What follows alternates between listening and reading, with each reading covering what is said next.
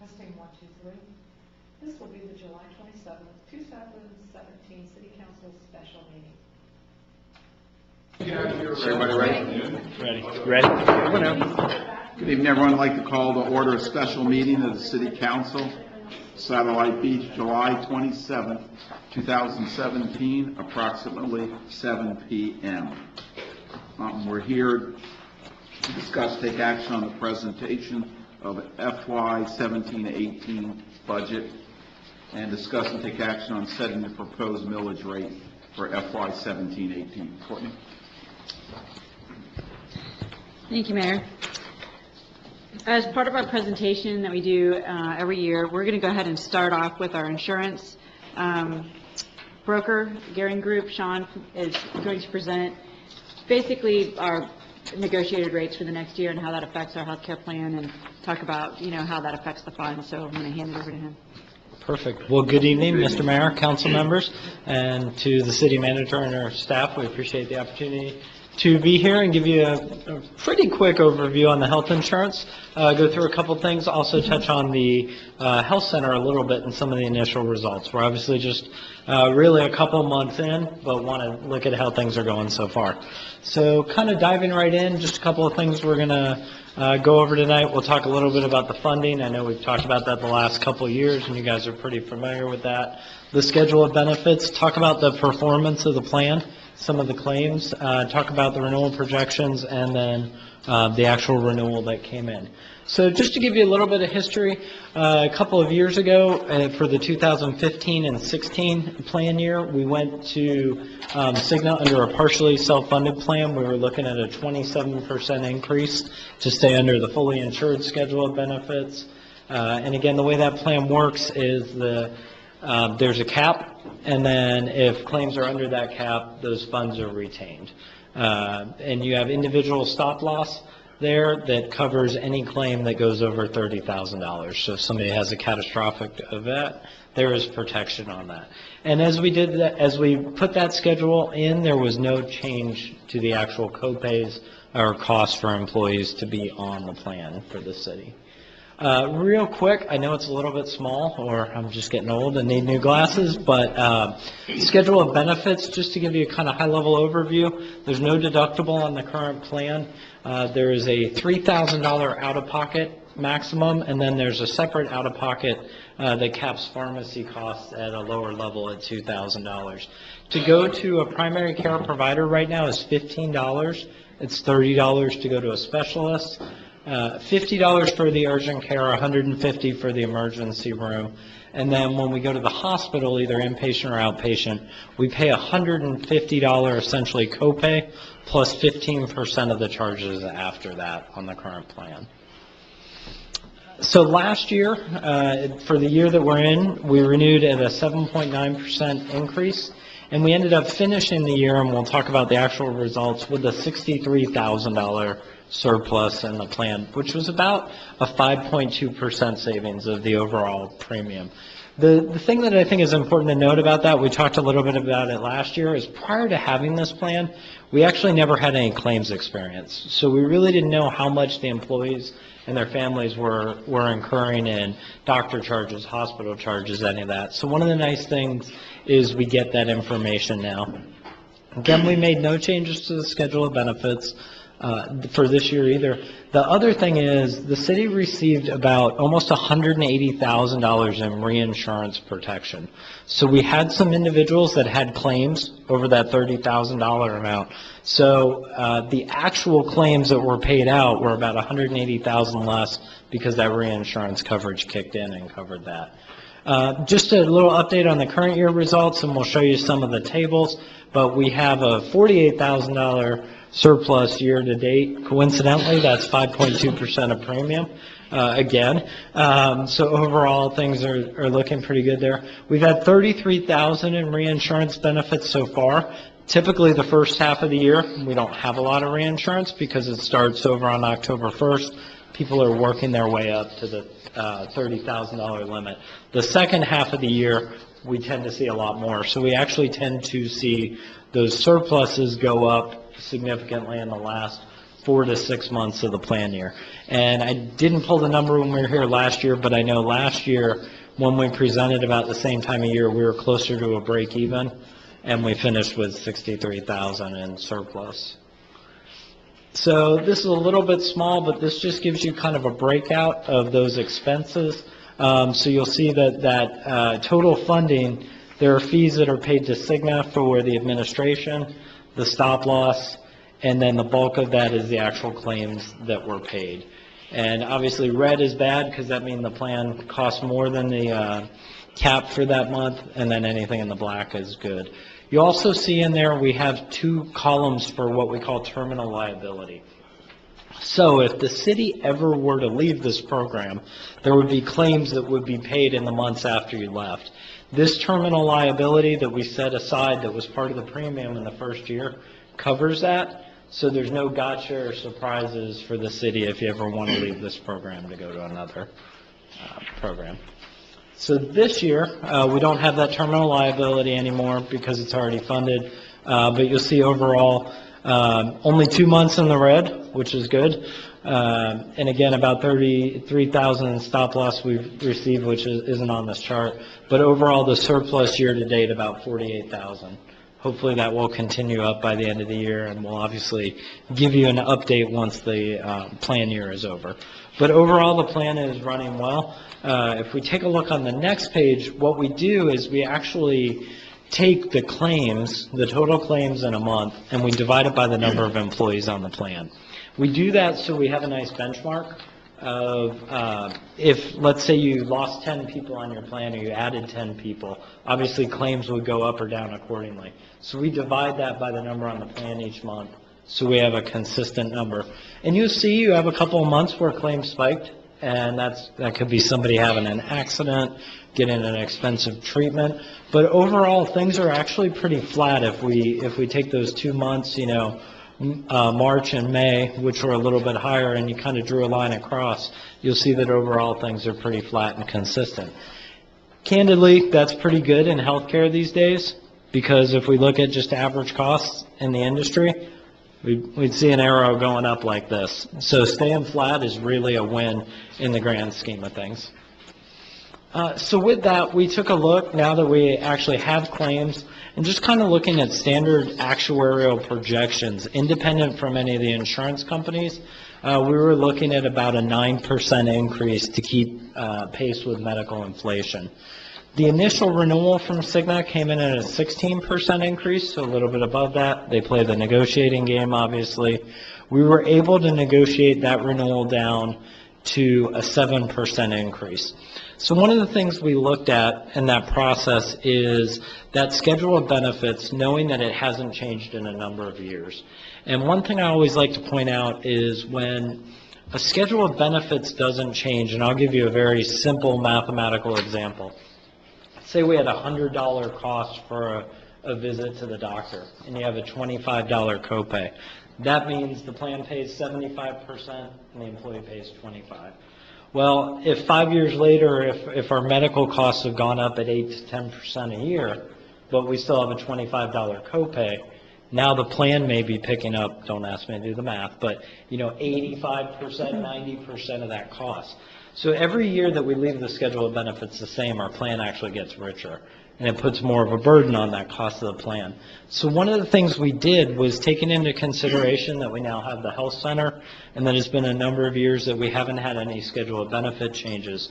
We looked at a couple of tweaks, which I'll show you on the next slide, that ultimately got that renewal down to about 5.7%. And just taking a look real high level, the new schedule of benefits that we're looking at and recommending, the first thing that I think is really the most important is we didn't change the out-of-pocket maximum. So if you have that really catastrophic bad year or something happens to you, you will pay no more on the plan next year than you will this year. What we did tweak, though, a little bit is we raised the primary care visit by $5, so up to a $20 copay. We raised the specialist up to $40. One of the things that really, I think, makes that palatable is the employees do have the health center that they can use at no cost. So $5 on that primary care is not a huge hit. It also may drive some people that hadn't considered it in the past to now look at using that. Urgent care, we're bumping up to 75, and again, part of that is because a lot of the services that an urgent care can provide are actually available in the health center. So we didn't change the emergency room because that was something we realized, although sometimes people have a choice, there's a lot of times where you don't have a choice whether or not to go to the emergency room. Advanced imaging, we bumped up to $150, which I will tell you is still a very competitive copay for that. The costs of these tests, although the market cost may not be going up, the number of doctors that are prescribing these advanced imaging tests, and sometimes without merit, because it's a protection mechanism, they don't want to get sued, so they send you for that $3,000 CAT scan when you have a headache, and maybe you should have tried aspirin first. You know, some of those things. So we're just bumping that up by $50, just to kind of keep that in line. And then on the inpatient hospital, we're proposing bumping that one-time copay when you first get there to $300, and then employees would still have the 15%. All of those items, and then no change to the outpatient or the pharmacy, but all of those items, everything on the plan accumulates to your out-of-pocket, so there's no impact there. Any questions? On the specialist visit, who sets whether the person can go to the specialist? Is that driven from the clinic, or can the employee call up and say, I want to go see an orthopedic? I mean, who drives that? So you have an open access plan. Okay. So the plan itself does not put any restriction on that. So they can make it themselves? They can go, so the only restriction will be, and I know it happened to me once, I called up a specialist and said, hey, can I come see you? And they said, not without a referral. Okay. But the Yeah. plan doesn't put that restriction on it. Okay, so, and that's the first question, and I think you kind of answered the second one on the advanced imaging. So that's for MRI, CT, and all that. Anything above just a flat panel X-ray, right? Correct, yep. Regular x-ray would be we don't have it on here, but it would be a lower charge and we didn't propose. Are they restricted where they can go? For the imaging, Yeah, for the imaging. they can go anywhere in the Cigna network. Okay. So around here, it's pretty much just about all the major centers. Obviously, you know, we don't want them to go to the hospital to have it done. We'd rather they go to a freestanding, but they can go anywhere in the Cigna network. Thank you. Sure. Any other questions on it? Nope. All right. So that kind of wraps up the medical piece. The dental is a 3% increase, which is about $2,200. Vision is no increase. And then life insurance actually wasn't on here because it's in rate guarantee, so that's obviously no increase as well. And so the last thing we wanted to show you, as we said, we've only got about 3 months of data for the clinic so far, but just wanted to hit on a couple real high-level items. So far, that first, and I know you guys can probably read it on yours, fine, but we've had 65 unique individuals that have used the health center so far. So that could be an employee and or a dependent. So basically, close to half of the eligible population has already gone, which is excellent in the first 3 months. Had 127 total in-person visits. There's also been a number of phone encounters, but we don't really count those because they're not saving the medical plan any money. The average number of prescriptions we've had per visit have an average of 1. So every time someone's going in, on average, a script is being dispensed. And then there's your 99 eligible employees and 180 eligible members. So about a third of the members have gone. But there was a breakout on another page, which we didn't put on here, but basically a little over 50% of the employees have already gone. And I can't see it on here for sure, but what's the most common diagnosis that comes out of these visits? So there's a general one, which is labeled health status factors, and that's a little bit more of your kind of all-encompassing. And then I'm going to sneak a little. Yeah, because we can't read these, but that's okay. Endocrine and immunity. Yeah, so it's endocrine and immunity, so that's going to be your diabetes, just illness, a number of those, and then Symptom-derived defined conditions. so ill-defined symptoms is typically, it could be something that doesn't fall into another bucket. It could just be came in with a headache, cold, some of those things, and then respiratory is the last one. Obviously, that we will see ebb and flow a little bit depending on the time of year. We had Not a horrible flu season this year from everything we've heard, but there was still a lot of upper respiratory going on this year. So with that, I know I flew through a little bit, but happy to answer any other questions that you all have. Questions from council? Thank you very much. Thank you. Appreciate it. Sean.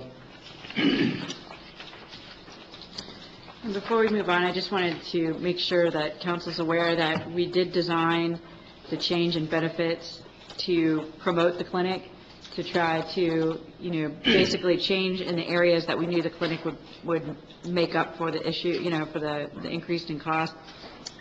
And we also, with the inpatient hospital, we knew the 300 would just count towards the overall out-of-pocket. And I don't think we know of anybody who's gone to the hospital and came out with less than a $2,000 bill. So we knew that wasn't going to be a real hit to the employee. But what it did do is save us on the percentage increase side, which does affect the employees with spouse and dependent coverage. So we wanted to make sure that council understood that reasoning behind that. Thank you very much. Great job. That's good. So for the next section, we are going to go really fast, right, Department? And we're going to start out with your goals and objectives and talk to you about what we've accomplished over this last budget year. And you'll see some really cool slide changes too, so don't lose track of that. Because yes, go ahead, go back. Ready?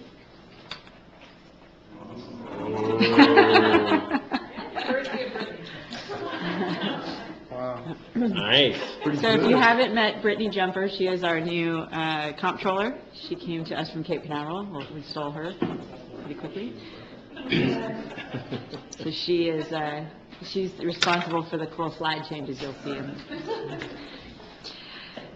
So for council goals of 2017, using new construction revenue gains to reduce the city's millage rate while preserving city service levels, and you'll see in the presentation later, staff is proposing to leave the millage rate where it is. As you know, we haven't really seen any new construction gains. We have new construction going on, but until that's CO'd and added to the tax rolls, we won't see the revenue from that. Continue partnering with other municipalities on projects to reduce costs, and a good example of that would be the project that we're doing with Indian Harbor Beach in cleaning out the drainage area that we both share. Create a citywide wellness program, including both residents and employees, and I think council knows how well that's going, and we have quite a bit of participation in our STEP program and STEP competitions and things like that. Continue to work towards the AARP age-friendly community designation, in which we did get that designation. Now we are working on a survey with Florida Today to get that done. And execute a survey of our residents consistent with the AARP model survey to get a baseline of our residents regarding important city issues for aging residents, and we are working on that currently. Address current and long-term stormwater solutions for the city, and we're constantly working on our stormwater because stormwater is constantly changing, unfortunately. And we just, I think, saw the last rainstorm that we had on the 21st or 22nd, where we received 4 inches of rain in like 45 minutes to an hour. So we will always be revising and renewing our plans, and we're talking about going into the next budget year with an idea of how to fund another stormwater plan. Continue working with Patrick Air Force Base on any initiatives that benefit our residents. One good example of this is we did work with the County Economic Development Commission to apply for an infrastructure grant for the Air Force Base, which they did get. And we have a call tomorrow to talk about how we're going to implement that with the TPO. Continue the city's facility renewal program. You'll hear a lot about that in this next presentation. And establish relationships with newly elected state legislators and county commissioners. I think we have a great relationship with our delegation. We worked really hard this past session, and we also got a lot of assistance from our delegation with the issue with our DeSoto stormwater pond. So. And then continue working with the Florida League of Cities and Space Coast League of Cities on municipal legislative priorities. And what's great about our participation now this coming year, one of our own council members is going to be the president of the Space Coast League of Cities, so that'll be nice. So if you have a problem with Space Coast League of Cities, you just go to Dominic. That's leadership. That's where you're at.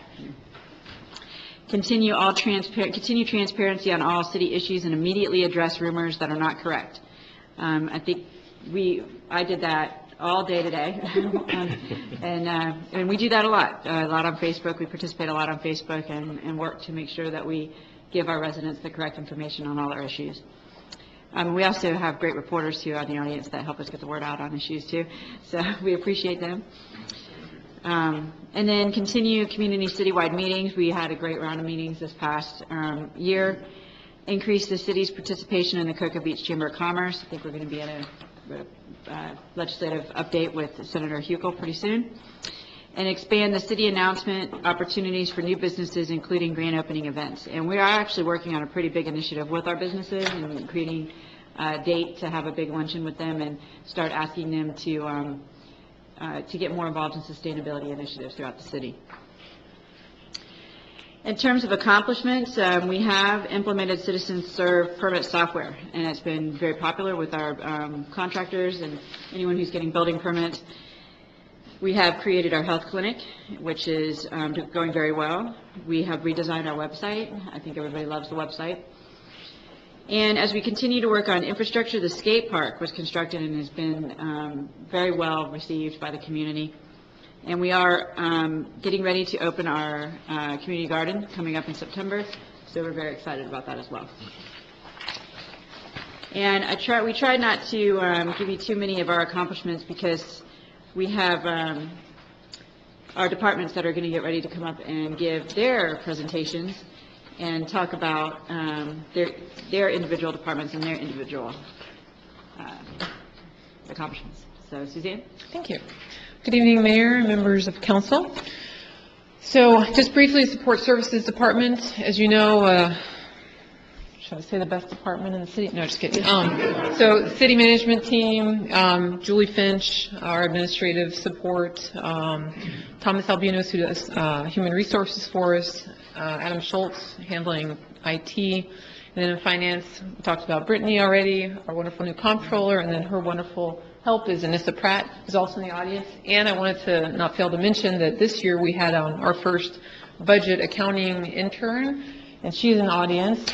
Allie Young comes to us from FSU, and she's done a wonderful job helping us with budget and audits of all kinds of services and a plethora of things she's done in an amazingly short amount of time. Came from FSU. Did I say that? FSU? Yes. Should I say it one more time? Just want to make sure FSU? that everybody understands. For the record. And moving quickly to the accomplishments for support services, as Courtney mentioned, we tried to kind of give you the high-level items. We internally, we created and implemented a new purchase order and capital assets tracking system, just kind of trying to improve our efficiency in a lot of things we do internally. Anissa with Key and working through a lot of capital asset files, trying to go through old stuff, make sure we really truly understood and had a good record of what we have, in each department and what the status is of those items. We've talked about the clinic. That was something our department was deeply involved in. We also supported the build-out and implementation of the city's website, which has been something that was a long time coming, and we're happy with that. We still have some other things we're working on for next year, including an intranet version for the staff, and a few other things we'll be rolling out. We also had a pretty big project in front of us. It's still ongoing, but took a big chunk out of it when we worked through the old records room across the way. We're able to dispose of a lot of old records. And I also thank Anissa again for a great job on that. She was a key leader in that. Last thing is we started last year making sure we do an annual employee training, different topics, year to year, but this year we're scheduling this in September, I believe. And it's going to be the topics you see up there, reminding folks about the drug-free workplace policy that we have in place, computer use policy, and workplace ethics. And just looking ahead into the next year, we've got some key level things we want to talk about, promoting sustainability initiatives. So what we've decided to take on is applying that even more than we already are, but applying that within the city. So we're talking about things like looking more closely at our operations and, the light bulbs we use and the kind of toilets we have in the bathrooms and things like that. I mean, really starting to look at more of the details there. And if you run by our kitchen, we actually, thanks to Nick, we have our very first little compost bin. It's real cute. I got to throw my eggshell in today. So it's kind of cool, to be able to do things like that. We also, as I mentioned, we're going to develop the employee intranet. We want to attract more competitive bids for city projects. So there have been a few times where we've put out our bids and done our normal process, but we haven't gotten the response we've been looking for in terms of, even just number of vendors. One of the things that we know will help with that is establishing an agreement with a service called Demand Star. It's an online service, essentially. It's used by lots of local governments everywhere. Lots of vendors pay to participate in it, but governments don't have to. And essentially, in addition to uploading our information on our website, we would put it out in this service that a lot of vendors are participating in. And we know that will increase our responses. And the last thing there is increasing city engagement with the business community. And this is actually, Courtney mentioned it, there's a couple things we're really gearing up for. One is creating a program for businesses to basically compete to be more sustainable than the next business. And so there's going to be a tiered category of achievement they can actually reach. And one of our other interns this summer has been helping us build that project out. And the other thing, as Courtney mentioned, is a business networking event that we're going to be hosting in a couple months. And when we talk about unfunded needs, the only thing I want to keep up here, because we mentioned it last year, is that our phone system is antiquated, is a nice word to use, I guess. And we know that at some point it will unfortunately fail. And I'm going to knock on fake wood here. We're hoping it doesn't happen, but if it does, it's a $30,000 to $40,000 item. We just didn't really want to put that in the budget this year with other priorities, but just for the record, it's still out there. And with that, I'll turn it over to Lenore. Do you want the clicker? Any questions? No, thank you. Thank you, Suzanne. You're welcome. Good evening, Mayor and Council. I want to thank you, first of all, for supporting our staff and working with us on the budget to try to provide the best services to our community. Don't really need to recap what our services are for the city clerk's office, as all of you have heard this before. So I will move on to the next thing, which is accomplishments in this fiscal year. Currently, we are just a few credits shy of our certification for records management, and we hope to complete that within the next 6 months. And that will be ongoing education, because laws change. Our records need to be abided by according to state law. Our task this year, midway, was that the Civic Center was going to be renovated, so our city manager had indicated that we need to start to look at those records in the storage facility. So we came up with a plan on how to identify what the requirements are, start to detail on spreadsheets what we have currently, look at scheduling those records that have met disposition according to the state requirements. And to date, thus far, approximately 175 cubic feet of records have been properly disposed of, which is about 116 letter-sized drawers. So it was astronomical with support services, building and zoning, and the city clerk's office. And there's still many more records that we need to go through. So that will be an ongoing task for City Hall. But kudos to all staff members for putting forth the diligent effort in that and making sure that our forms for compliance are met and that we dispose of the records properly.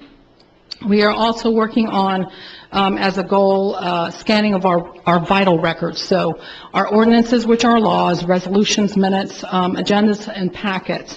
We are approximately 70% scanned. There's also the verification process. So one person scans, the second person has to verify that. So that is huge in volume, and we will continue to do that until that has been accomplished. I have noticed over this last year with all of those scanned documents, that it's been a lot easier for staff to do a search criteria on our server and obtain information without having to come to the city clerk's office, what about this paper copy, and so on and so forth. So it will definitely glean a lot more efficiencies as we progress with scanning of electronic documents. And I also want to thank our city manager for being technology savvy and forward-thinking on our records side, because it will make it more efficient for staff across the board. Another item that we are currently working on that was budgeted is our agenda software management system, and we will be having our training sessions here promptly for staff members to start implementing that process. That will also help with retrieval of records and maintaining our deadlines and being consistent with how we report. So that will help not only the city clerk's office, but our city manager as well. With the boards, we have eliminated the Code Enforcement Board and the Comprehensive Planning Advisory Board. There was follow-up that needed to be done, so we needed to do our financial disclosure forms. And then with the implementation of the Planning and Zoning Advisory Board, we had to have those forms filled out for that board, as well as given the City Board Handbook. So we have accomplished that, and currently for year-to-date, we only have one outstanding financial disclosure form that is due, and this lady was out traveling. So we are almost 100% in compliance for this year. Our board appreciation, we heard a lot of positive comments from our volunteers. They do a tremendous job on behalf of the city, so kudos to those that volunteer, and thank you, council, for supporting those board members. I'm sorry, and I'm not moving this right along. I won't go backward. For our fiscal goals for this upcoming year, I want to continue with our education. As you well know, when you go to the Legislative Policy Committee meetings, laws change. We need to be up to par with what is going on to make sure we're in compliance. So that is an ongoing thing that we would continue to ask for, and our city manager is very, very proactive in making sure that we are all up to par with what our requirements are, so we meet those requirements for our citizens and for council. We will continue to scan our vital records for easy access and retrieval, as we are doing, and that it will be ongoing for a few years. Like I said before, we are analyzing our records and implementing a strategic plan where we can be efficient with our paper documents to start to scan, and that will help us eventually, where we're hoping in the future to be able to upload a lot of the documents, so that way the public records requests and that will be minimized. And all of that will be in accordance with the state guidelines. And right now we have one unfunded need, and that will be something that we'll look at for the future, is that when contacting other municipalities, there are some that actually outsource a lot of the scanning with a certified company, and then there are some that actually budget in fiscal years for a portion of their records to be scanned and eliminated off of paper. And what I would like to request in the future is that we consider maybe like a $10,000 budget across the board for all departments, so that way if we have a certified records management company that can scan sensitive material, that they would log it and verify it in accordance with the law. So that will help us to play catch up with all of our records over the history of our city. And with that, I thank you so much. And next. Quick question? Yes. On your unfunded portion here, this certified record, is that a one-time thing till we get caught up? I would say that it would be for a few fiscal years. Ongoing? It would be an ongoing. Okay. I have just a comment.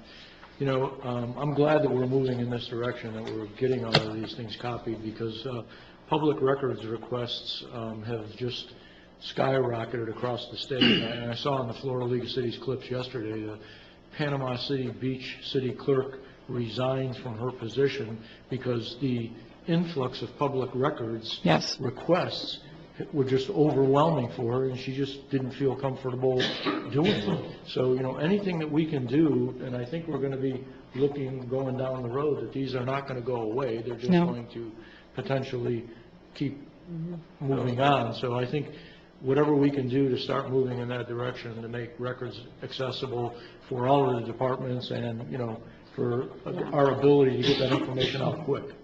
Well, Yes. when you can make us searchable online, Right.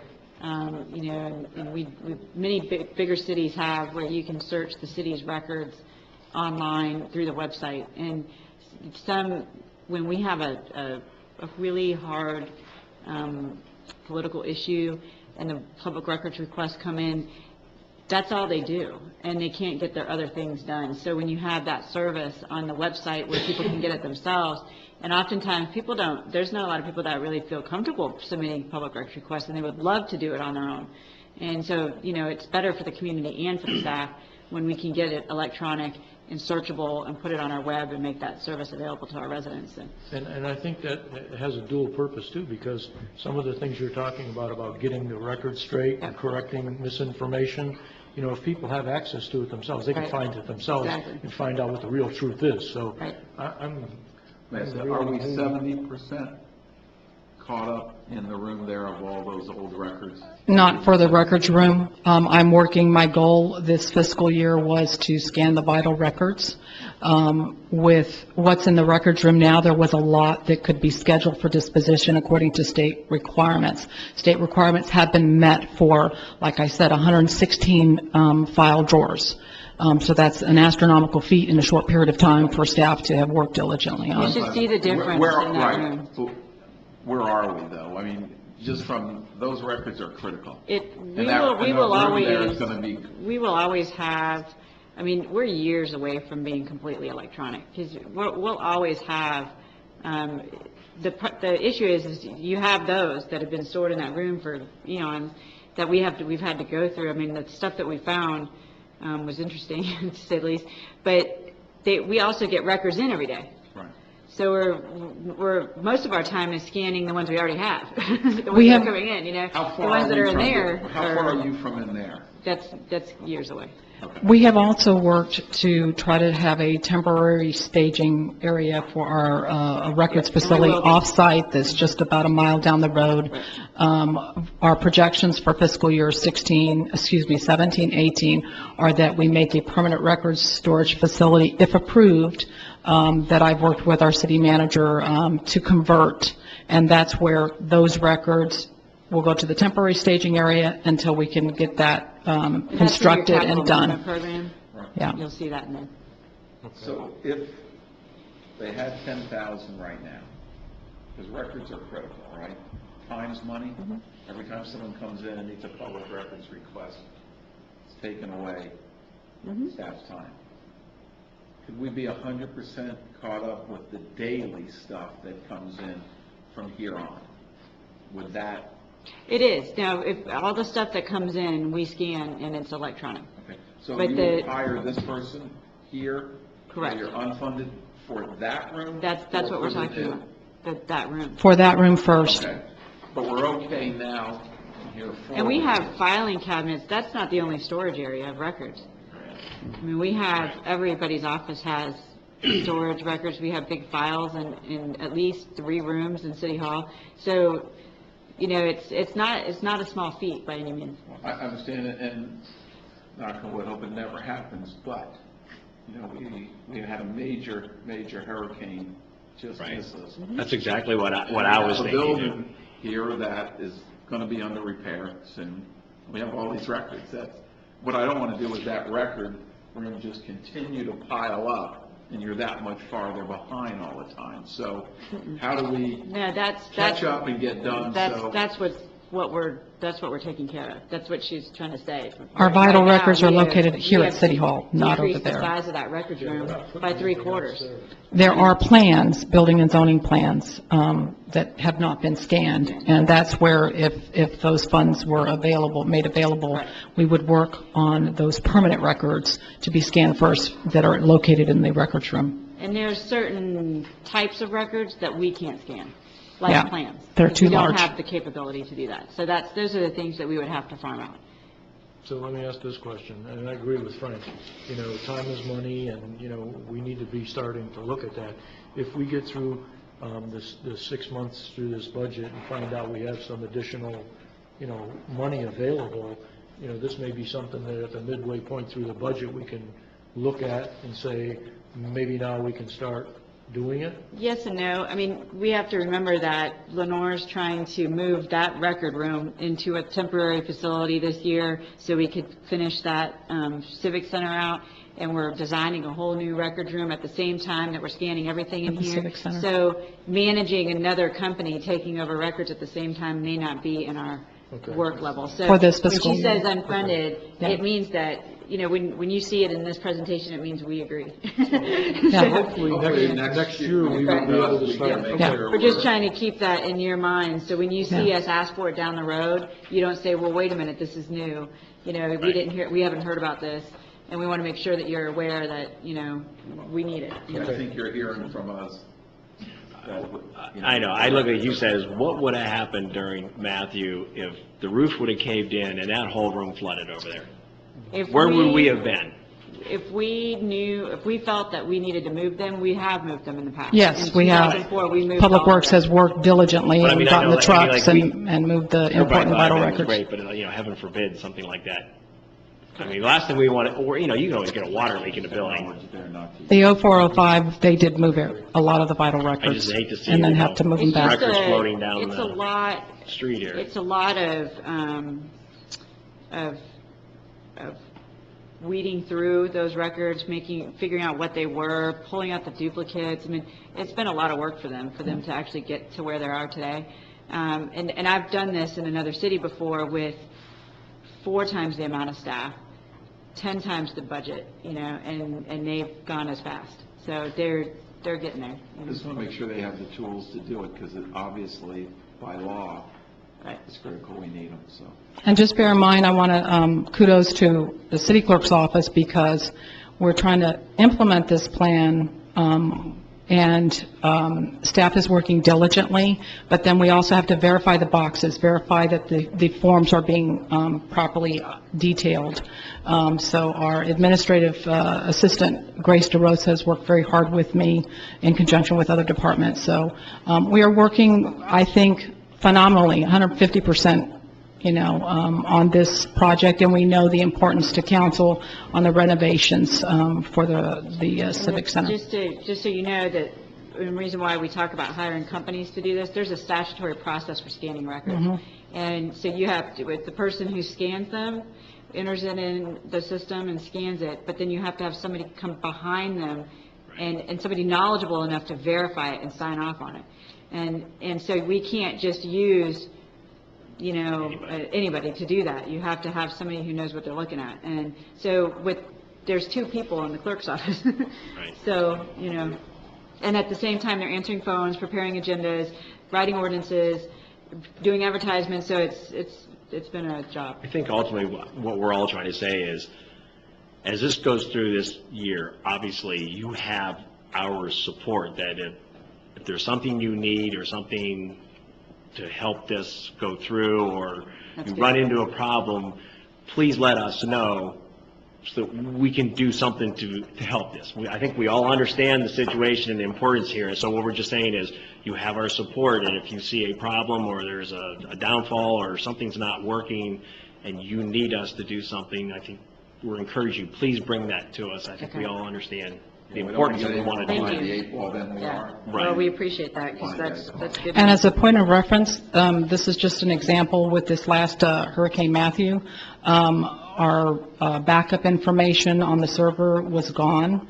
When I came and was able to get back onto the island, I was fortunate that I actually saved some of the important documents on my laptop to be able to get the job done in the midst of our IT person coming back and uploading the server once again. So there's a different processes for different items. Electronic, you know, can work to a certain degree, but it's trying to implement a policy that works and functions for what council and the city manager needs. That's one of the reasons why we want to go into the cloud for Yeah, our system. I think that would have really, really helped with the process. So thank you so much. Without further Thank you very ado. much. I want to thank you and your All right. staff.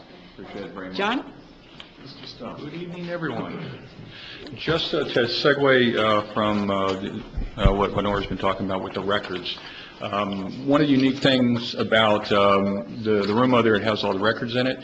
The lion's share of what's over there are large plans that we don't have the ability to scan, and that's only on the one side. The other side of it is we still have to be able to read those plans, read them as in scaling.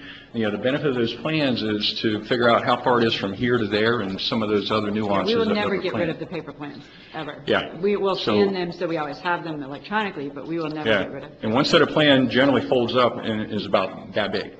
So we'll always need those paper plans to satisfy my paper addiction. I'll ask my question later about what we're building over there. Yeah. However, there is an interest both for myself and in my department as well as the fire department, speaking to the fire marshal, of having the software available to be able to read plans. Because what we're asking for now with a set of plans is a CD of the larger plans. So eventually we will be going that direction where they will be done electronically, but yet we still don't have the ability to read those plans. But we're going to have them on file. Okay. So you guys, for the most part, know what the building department does, but there's a couple new things that have happened. One last year, which was the incorporation of the business tax receipts into the building department. And the other thing that we did more recently is I stole our environmental programs coordinator from the support services department. So we are now number one. We just felt it was a better fit because we do a lot of things together and there's a lot of overlap. So it's really been a good working relationship between the two of us. So with adding that position and the business tax receipts and a lot of these other things we do that are outside the typical building department, we felt it was probably time to look at rebranding the department, and that's where the community development department name comes into it. So we're kind of giving it a fresh look, since we do so much more than what a typical building department does of issuing permits. Most of the other stuff, I think you guys are pretty familiar with, so I will move on past that stuff. Let me see which way we go on here. All right. Accomplishments, obviously the BTRs are now fully integrated into our department, as well as it's also integrated into CitizenServe. CitizenServe, you can now do your business tax receipt online. You can pay for it online. You can complete it online. We're starting to get more activity in that direction, and that goes for inspections and building permits as well. It can be done online. The inspections by our inspectors are already done paperless. We go out with a handheld device. When we do that inspection, we're completing that inspection right there on site. So therefore, the contractor knows, the girl in the office knows, everybody knows right then, right there, where we're at, what we're doing, and what is completed. So we don't, it's really been great for reducing the phone calls an hour later, like, did I pass inspection? You know, that has really dropped off quite a bit. The code enforcement also has been incorporated into CitizenServe. You know, before we used to have a camera, and of course we had to write up things, and so now it's all done electronically. We hold a pad up there, we take a picture of it, and we can also look at prior violations and determine if something is possibly a repeat violation. As well as we're connected to the property appraiser site, so we know who we're talking to, whether it be a tenant or a property owner. So that's really worked out well. That's the primary functions there, and of course scanning the files is ongoing. What we're trying to do is do everything paperless right now, so we're not having to go back and scan things. You know, like I said, all the inspections, there's no paper generated to begin with. I want one of those curtain things. That was cool. There is one more. You have to wait, though. Have you seen the airplane yet? Yeah. Oh, we haven't got to the airplane? It's coming? Okay. Okay, so officially, Nick, in the environmental programs coordinator position, will move over in the next budget year. He's physically already over in our department, but he will officially, budget-wise, be moving over. And of course, we continue cross-training. We're trying to incorporate some of that cross-training into NIC as well. Again, there's a lot of overlap on the environmental side, with floodplains and different things, even stormwater. So we're trying to kind of bring him up to speed. I think that'll make him better at what he does as he learns a little bit more about what we do. And refining the code compliance. As you know, August 2nd, we do have a council meeting where we'll be talking about one component of that. But on a larger scale, there's a lot of code compliance issues that we're going to try to make better and more user-friendly.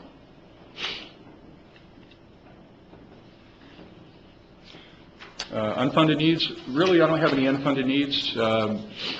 We pretty much go along status quo. The only thing that really came up is kind of surprised about 4 months ago was our code enforcement vehicle died and it was deemed unrepairable. So we will be looking in the next budget year for a new vehicle. And I think we programmed that for $22,000 for, some kind of like a Ford Fusion or something like that. Okay. Thank you very much. Yeah. Questions? Thank you. Yeah.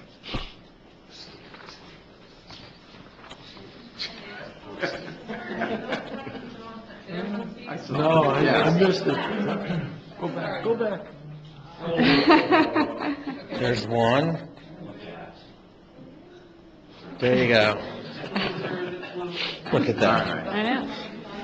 And she gave you the airplane. And I'm making sure I push the right button here. So the fire department, you know what our deal is also, and for all the services that we provide. With the last item on the bottom, community health, it's still been a large driver of our operations in this last fiscal year. It's coming backwards. They're going to go the other way. You just wanted to see that. I just wanted to see that again, that's it. Look at that. All right, let's just talk about our goals for last year and where we're at and just give you an update. We always have our response time for NFPA 1710 standard on our response time for emergency calls. Our performance benchmark is 4 minutes or less, 90% on time. We're running 89.25%, 89.5% on that. Interesting, I did a heat map on it to look at where our call distribution was at to determine, well, okay, what are we missing here?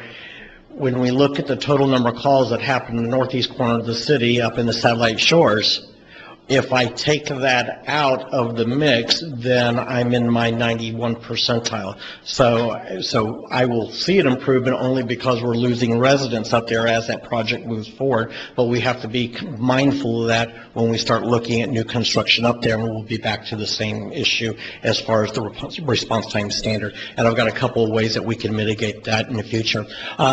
Training opportunities. Last year, I made a request to you guys that what I needed to do is remind myself that we're not just a community health organization, we're actually are a fire department, and we have requirements and training, and because what we do is a very tactile, physical muscle memory type of thing.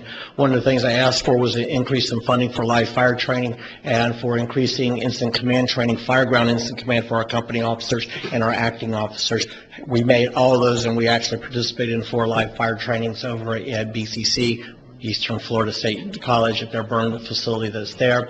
And then the other technical training that we needed to accomplish, including confined space and water rescue, we met those training benchmarks also. Last part here is for the community paramedic program. And as I move forward here on the next slide, just tell you some of the improvements that we've made there and what we're hoping to do next year.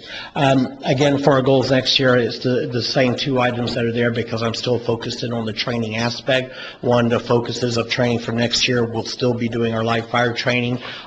We are currently working through the process that we are going to acquire the structures up there in the Satellite Shores to be able to utilize those buildings for training scenarios because it provides us a different venue than a fixed facility down in Palm Bay. So we will be able to do different types of training and et cetera. So you will see that going forward because I'm actually going to come back to you guys for some ALS trust expenditures to support that. Last thing here for the community paramedic program. Every year I've stood before you and said, every time we scratch the surface, we think we've got it, and then we realize that the problem is bigger and the need is greater, and this year is no different. Last year, we had roughly 1,000 individual patient contacts. We implemented a new software system in, and what we're running in this last year is that we had a little over 1,500 patient contacts that were community paramedic related, and those are the ones that were documented, because we also recognize that there are encounters that we do that doesn't necessarily require us to do a patient care report for that. So honestly, I think that our patient contact and interactions with citizens is well over 2,000 individual contacts a year. But this brings us to a very interesting problem, and the problem is that I have 130 some odd patients total rolled up into the program, and of that, about 45 to 50 are seen on a weekly basis. Just yesterday, we had 5 patients scheduled for visit for Melanie to do it, a community medic, and then we had a issue that popped up, and this happens all the time, where she's got to take her time and spend 4 hours with somebody trying to work them through their health care issue and coordinate to get them either home from the hospital, whatever. Well, the problem with that is that I got 5 patients scheduled for visit. So what we try to do is we're using overtime staff to do that. But this last year, because of our one position that is down, which is, another discussion, I had a workers' comp injury, and this individual's out for 6 months. And so now my overtime that I'm using to meet that surge for patient care is having to spend for the overtime for covering that shift. So I'm really struggling to expand that program out, and I'm actually struggling a little bit to meet the current needs. So these are just things for us to consider and to look at. As I said, the one vacant firefighter EMT position, and it's, just easy to say, hey, I've got this, this opening that's here. But let me explain to you what these challenges are. One, I mentioned about the community health piece. The second part of it is we think about, I had this one injury, so I have 2 shifts down to minimum staffing, and so now that generates overtime. And everybody will say, well, overtime is cool. Well, where we're at is we're doing mandatory overtime. And so I have people that are working 48-hour shifts, and sometimes they're doing that 2 or 3 times a month, and that's 48 hours away from their family. And so, when we have to go to mandatory overtime, that's because nobody wanted to do it. So these are just, challenges that we have, and we'll work it within the budget that we have, but I'm teetering, and so we'll still meet the needs and stuff, but I just wanted to let you know the importance of that one position. Okay. Chief, is there grants for community medics out there that we're really active in? Well, it's interesting you say that. The answer is yes, but many of these grants that are there are for the one-time cost. They're not from a salary perspective. So yes, but it's not for people this is still too new. The state's just now moving through this through the Department of Health and EMS, so that grant opportunities might come up, but for people, the answer is no. I will give you just tell you something that's happened. For years, I kept saying that, look, here we are, we believe, we're working towards getting this, there is a reimbursability mainly through Medicare.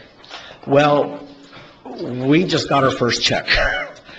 It was a whopping $150 for 4 patients for 1 month. Not a lot of money, right? Okay, so let me tell you what we've done. Hey, it's a foot in the door. And this is where I want to go with this. There is a billing code that is relatively new in Medicare that is basically for what they call chronic disease management. And what this really is for somebody to help a senior citizen on a Medicare with 2 pre-existing conditions, namely somebody over 65 that doesn't have that, okay? And that it requires just a little bit of time, and that we work to coordinate their health care, make sure that they're making it to their doctor's visits, make sure they have transportation, all those things that our program has been for these last years. The challenge with it is that I need to be a provider, and a provider is going to be a doctor, DO, nurse practitioner, or PA. That's not us. So we entered into a pilot agreement with a company that does this. And part of that agreement is, one, is that they're doing the patient care plan, Mark, for this. 2, they're the ones that are doing the billing to Medicare. They're taking the risk, and we're receiving a compensation back for the services that we're doing. So when I say $451 month, that was $37 a month roughly. And so when we lay this out, I do see this, as Courtney said, is our foot is in the door. And there are a lot of entities, there's a lot of eyes on this right now, because when we went this route, there was some that said we never thought of it that way. And so this may expand out as a glimmer in looking at some reimbursement down the road. Don, with a lot of these people, how much home health care services overlap with what you guys are doing? I would say about 30% overlap, and that is just a guess. And also, since you mentioned that when that patient does go on home, let's just say that that we're doing what we're doing, and we're doing that chronic disease management piece. The caveat to that is that when that patient does enter hospice or home health care, then that coordination transfers from us and the provider we're with to that home health care agency. That was my question, is because you, and this is not a negative, but you guys could easily carry a volume of that work, and the home health agency still getting paid for not doing that work. Exactly. But what I will tell you is that we're not doing, for the patients that are in this program, and as I say, we will still be doing what we're doing. Okay. So. Okay. 30%? Okay. Yeah. Nothing else? Thank you, Chief. All right. Appreciate it very much.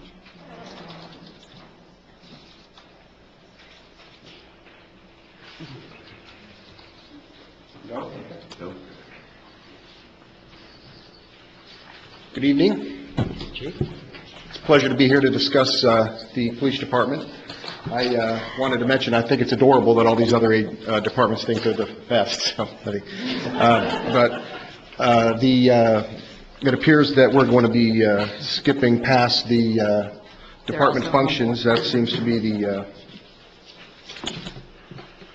the norm. I think everybody has a pretty good idea of what the police department functions are, as you can see.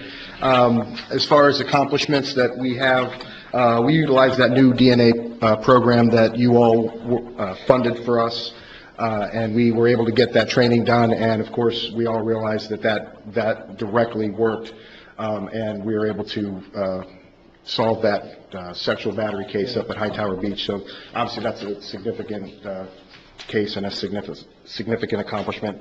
Ran another Citizens Police Academy that was full, and again, there's a waiting list, and I think that probably the best testament to that is the fact that we get at least 3 or 4 volunteers from each Citizens Police Academy. They just get so, interested, and they hear about it, so they want to come in and join, and I think that's probably the best way to describe the effect. And we did complete our volunteer bike training program, which I think is great. And I was a little skeptical at first, as you can imagine, getting people out in the heat in Florida out riding the bikes, but we really spent a lot of time, and we've done a lot of really good training, and they've got everything down well, and what they do is great. So they're very excited. We've got a lot of people that are interested in doing it, and they're out there, and again, it's just more eyes and ears that we're happy with. Increased participation in Stop By and Say Hi program. Again, we all know that program and how well it's doing. We have just about 80 people now that we see on that program, and it wasn't just a few years ago we had 7. To the point where, as you know, with that donated money, we purchased a vehicle specifically for that program that, by the way, just got lettered up, and it looks really cool. The volunteer car with the little guy, Stop By and Say Hi, and it's pretty cool if you get a chance to.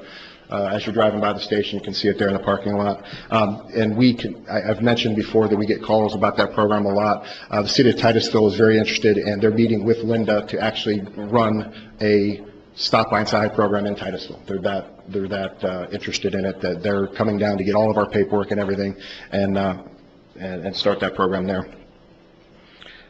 Our department goals, obviously consider running the Citizens Police Academy. We're going to do that every year. We are also considering a juvenile type Citizens Police Academy, geared for kids. So that's kind of in the works. We've had a lot of interest in that, and I think it could work if it's done right, but it just takes a lot of logistics. But to do that, we're continuing with our autism awareness and dealing with people with mental illness and training to get that. I think, unfortunately, this country does not handle mental illness well at all. And again, unfortunately, the police departments across the state and across the country don't handle it well, and oftentimes the reaction is, well, I don't really know what to do, so they committed a violation, so let's put them in the system. And really, that's just not the way it should be, and we're trying to find a way to not have Satellite Beach use that as a tool, unless it's absolutely necessary, or of course the crime is so egregious that, that has to happen. But and we're also in the process, and one of our goals is to establish that program, the West Virginia Center for Children's Justice for Traumatic Incidents. That is something that has not been in this area before, and it's very successful in West Virginia. We're having a difficult time getting all the pieces and parts together, as you know. That can be difficult, so that is why it's still one of our goals. We are moving through it, and I don't think there's anything that's going to be a deal breaker. It's just a matter of getting the right people in the right place at the right time and have a full understanding, and we'll be able to make that happen.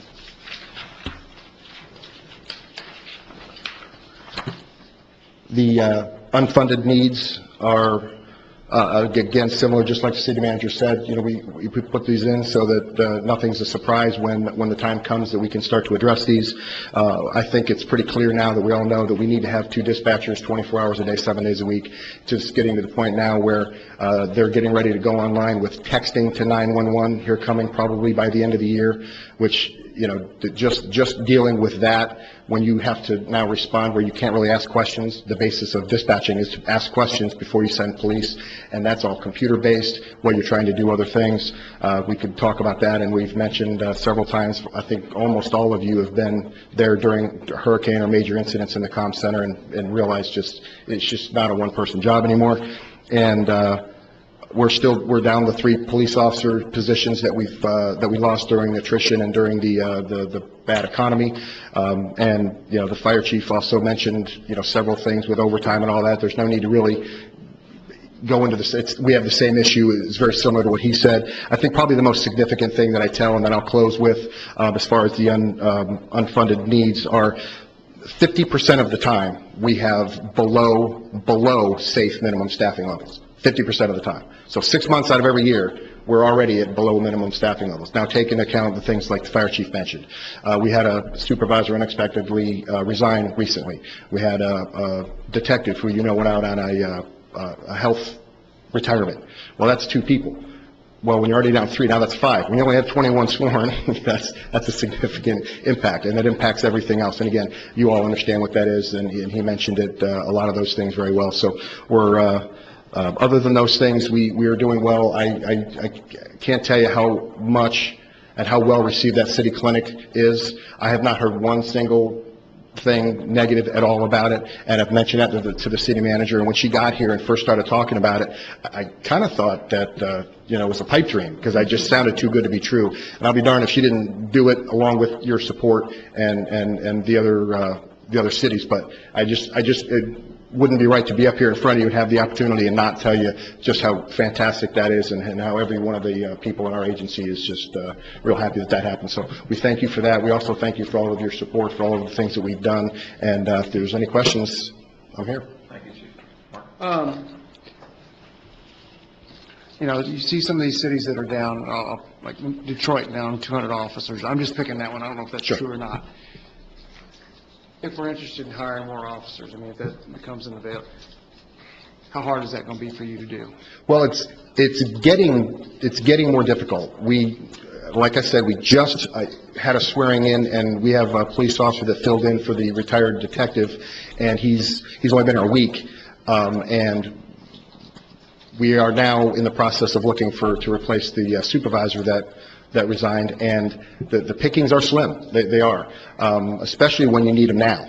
If you know it's coming, if it's one of those things where we're talking in the summer and say, October 1, there's going to be a position funded, then it becomes much easier, because now you've got time to go out.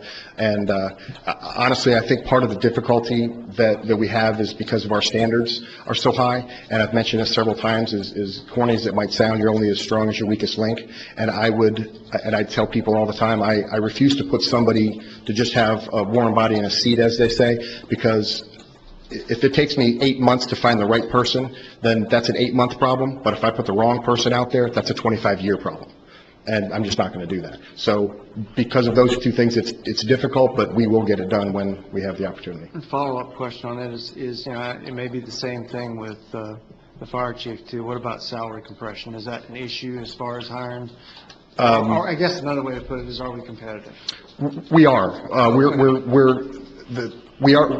We are now competitive. The compression issue's, of course, been taken care of. We all know that. So that's compression is not an issue at all whatsoever.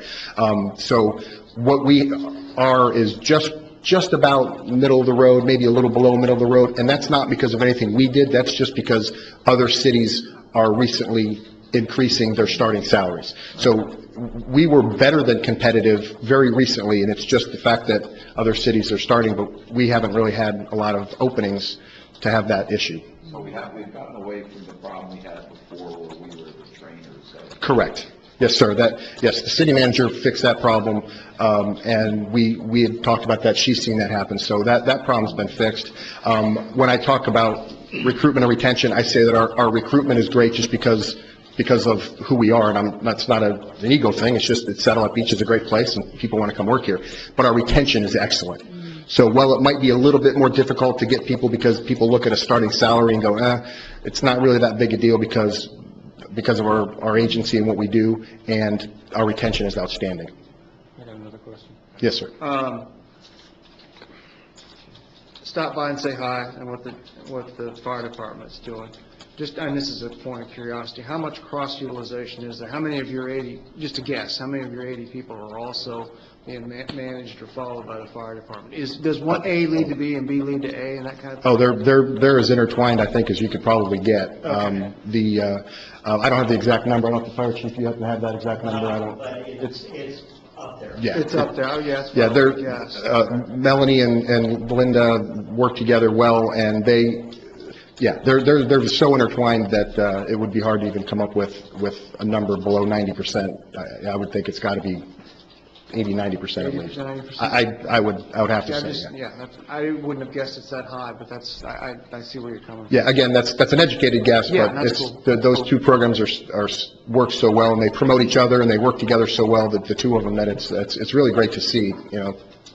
Okay, that's all right. And you know, just to go along with what you're saying, I think the intertwining of those two departments is what keeps probably 60% of those people you're seeing in their home.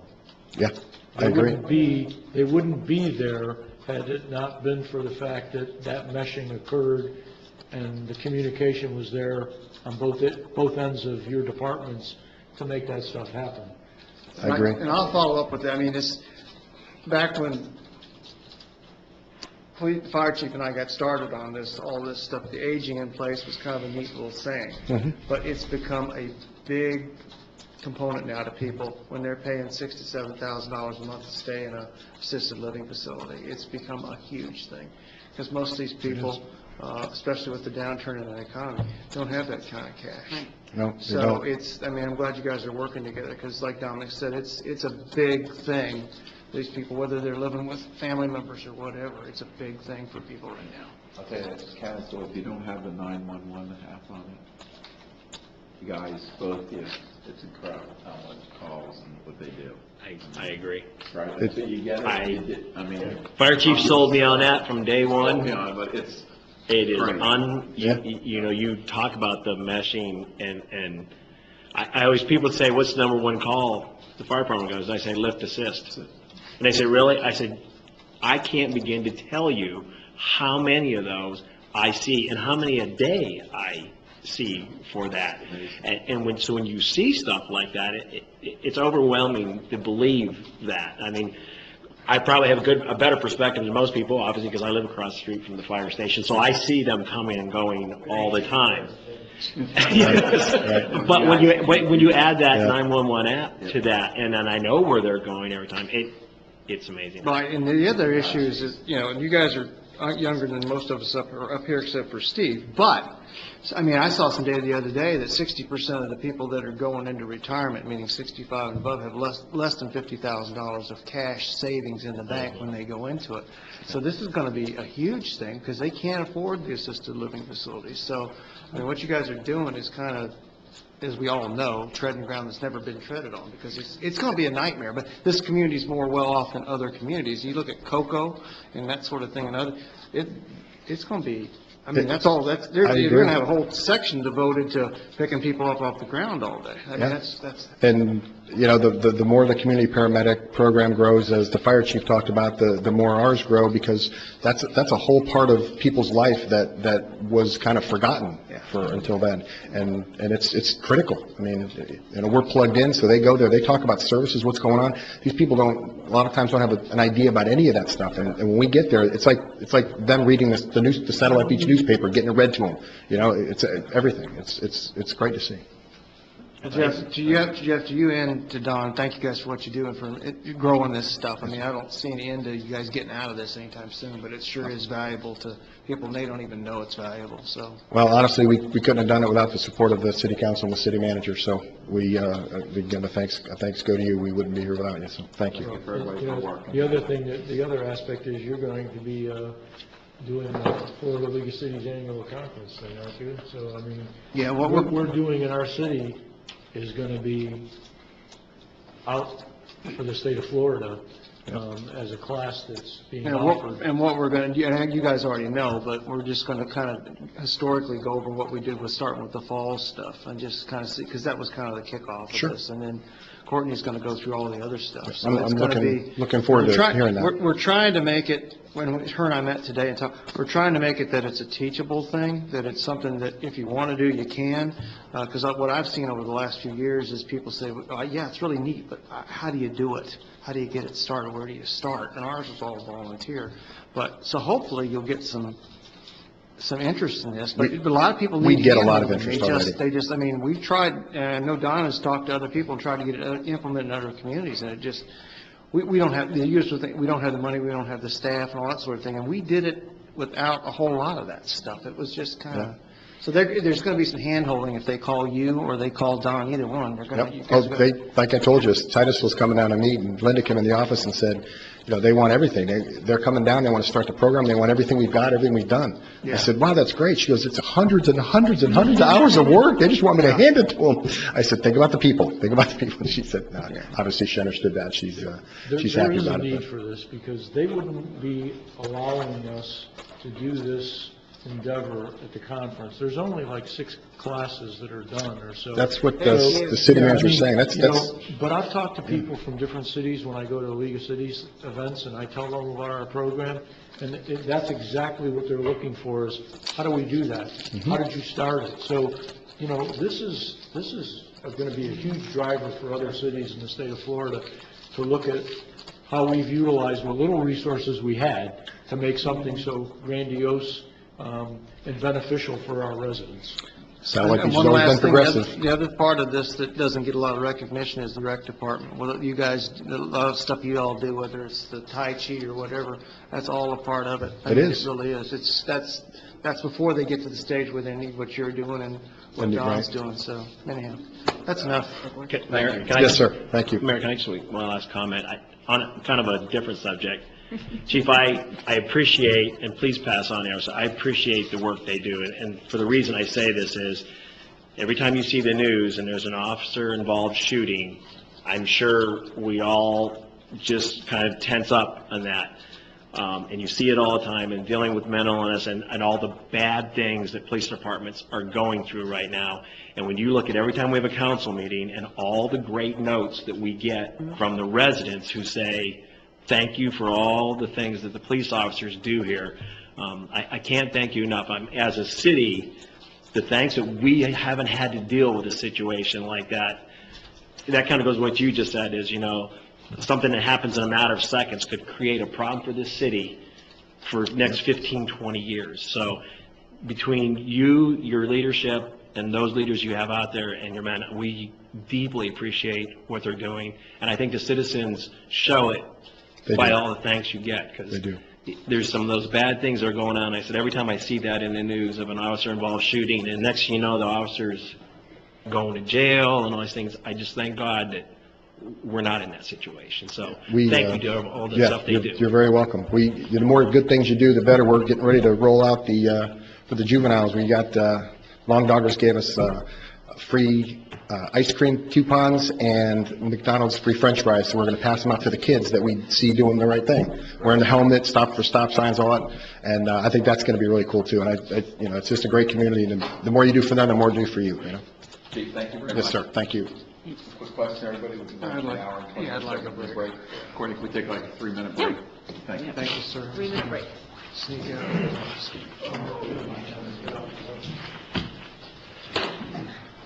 He's got more slides than anybody else. Al, you got 3 minutes. See, okay, I'm done.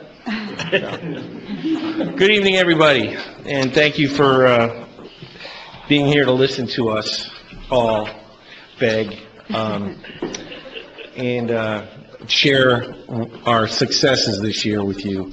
And those successes are very attributable to the support that we get from you all.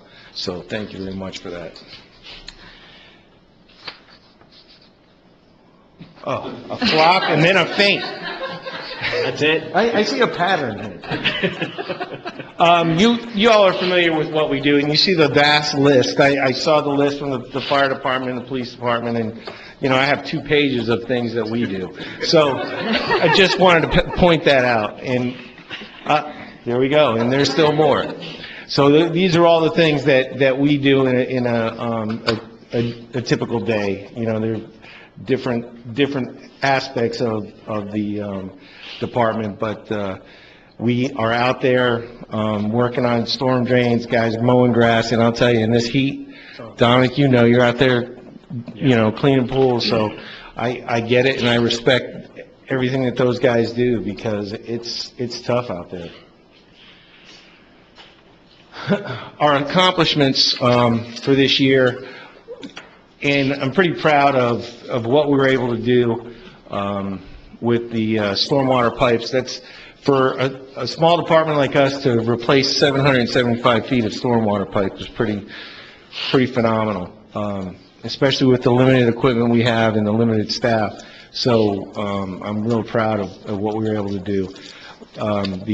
As you drive around the city, you see how we're now modifying the storm inlets so that they're no longer susceptible to being crushed by waste management trucks. We had a incident at Satellite Ave where something happened to the sewer line, and it was a big blowout. Well, they had big trucks in there and everything, and 2 inlets got crushed. But the contractor that was there said, "Oh no, we didn't do that." Well, it's kind of coincidental that you have these big trucks here and our inlets get crushed. So we talked to the county, and the county said they were going to make sure it's taken care of. So, but typically it's waste management trucks, and you can't catch them. So we ended up, and each one of those, when we did those, costed us $2,500 when we contracted them out. Now we do them, and we modify them for about $1,200 to $1,500 a piece. So we're saving $1,000, we're getting a better product, and we know that going forward, we're not going to have that same issue. So the curbing, we try to continue to replace the curbing. You drive around the city, you see the standing water puddles and things like that, and trying to make sure that we get a good flow. But we live on sand, and eventually, with utility cuts and things like that, they end up sinking. So we have to kind of stay on top of those. Sidewalk is a big issue. We want to make sure that trip hazards are taken care of, and we have a grinder, which saves us a lot of money, so we don't have to replace sections of sidewalk. But if those trip hazards are too much, then of course we have to replace. And we replaced about 230 feet. The issue on Sherwood Avenue, we called Lake Sherwood, we fixed or replaced about 500 feet of pipe there. And it works well. Unless you have 4 inches of rain in 45 minutes to an hour, then no system is going to work well, especially with the antiquated system that we have, even still. So, you're trying to put this much water into a cup that big, and it just doesn't work. So, but once the rain stops, the water's gone. So we're proud of that. The skate park renovation was a big one. As Courtney pointed out earlier, I see kids there all the time. I know it's summertime, but even before, when school was still in, kids were there, and it seemed to be going well, very well. A lot of big kids, too. Yeah. I see a lot of big kids out there, too, enjoying it. We helped complete the relocation and build out of the teen zone office and concession area. We were able to do that under the budget that was allocated, so we were happy about that, and so was Courtney and Suzanne. In doing the clinic, we had to relocate the teen zone office and the concession area, and we've done that. There's still some work to be done on the concession area, but we're going to start on that probably in a couple of weeks because they're still in there doing things, but that was a big help to the teen zone. Had 2 employees complete the Stormwater Operator 1 certification, and 1 employee completed the Operator 2, that employee being me. 4 employees completed classes in turf management, which is very important these days given the NPDES requirements and the county and state requirements for certifications in those areas. And the biggie was about a month worth of debris removal after Hurricane Matthew. That was an endeavor, and it cost us some time, and we weren't doing the things that we normally do, but I think in the end the citizenry, the residents, however you want to put it, were very happy that we were there and getting that stuff off the street. And then again, not a lot of assistance, but we have helped Nick with the community garden, and hopefully that gets kicked off soon and they get some plants in the ground, right? For our goals for next year, I'd like to continue to improve the pedestrian facilities because we have a lot of walkers, and now that we've redone Roosevelt and we've redone Cassia, people use those sidewalks all the time. Now you're probably going to see it along A1A because we have new sidewalks on A1A and people will be able to cross and things like that. So we want to stay on top of all those sidewalk issues. And the signage. All the street signs are taken care of. But now we have issues with, we have old faded stop signs, yield signs, speed limit signs, things like that. So that'll be our focus next year, is try to work on those and get those replaced. I'd like to, improve the work order response times. That's more of a staffing issue, only, because if you have guys that are on a pipe job, they're not going to be able to respond to a sinkhole in somebody's yard due to a pipe. But we're trying to find some efficiencies in there where we can, work that out. And, we'll continue to do that. And then, as I said, stated before, we want to reduce the infrastructure repair costs by doing it in-house. We've already saved a good deal of money this year compared to the contractor's quote for the time project. I think we saved over $100,000. So worked out pretty well. And the unfunded needs. Oh, Joy, look at that, staffing. There's a surprise.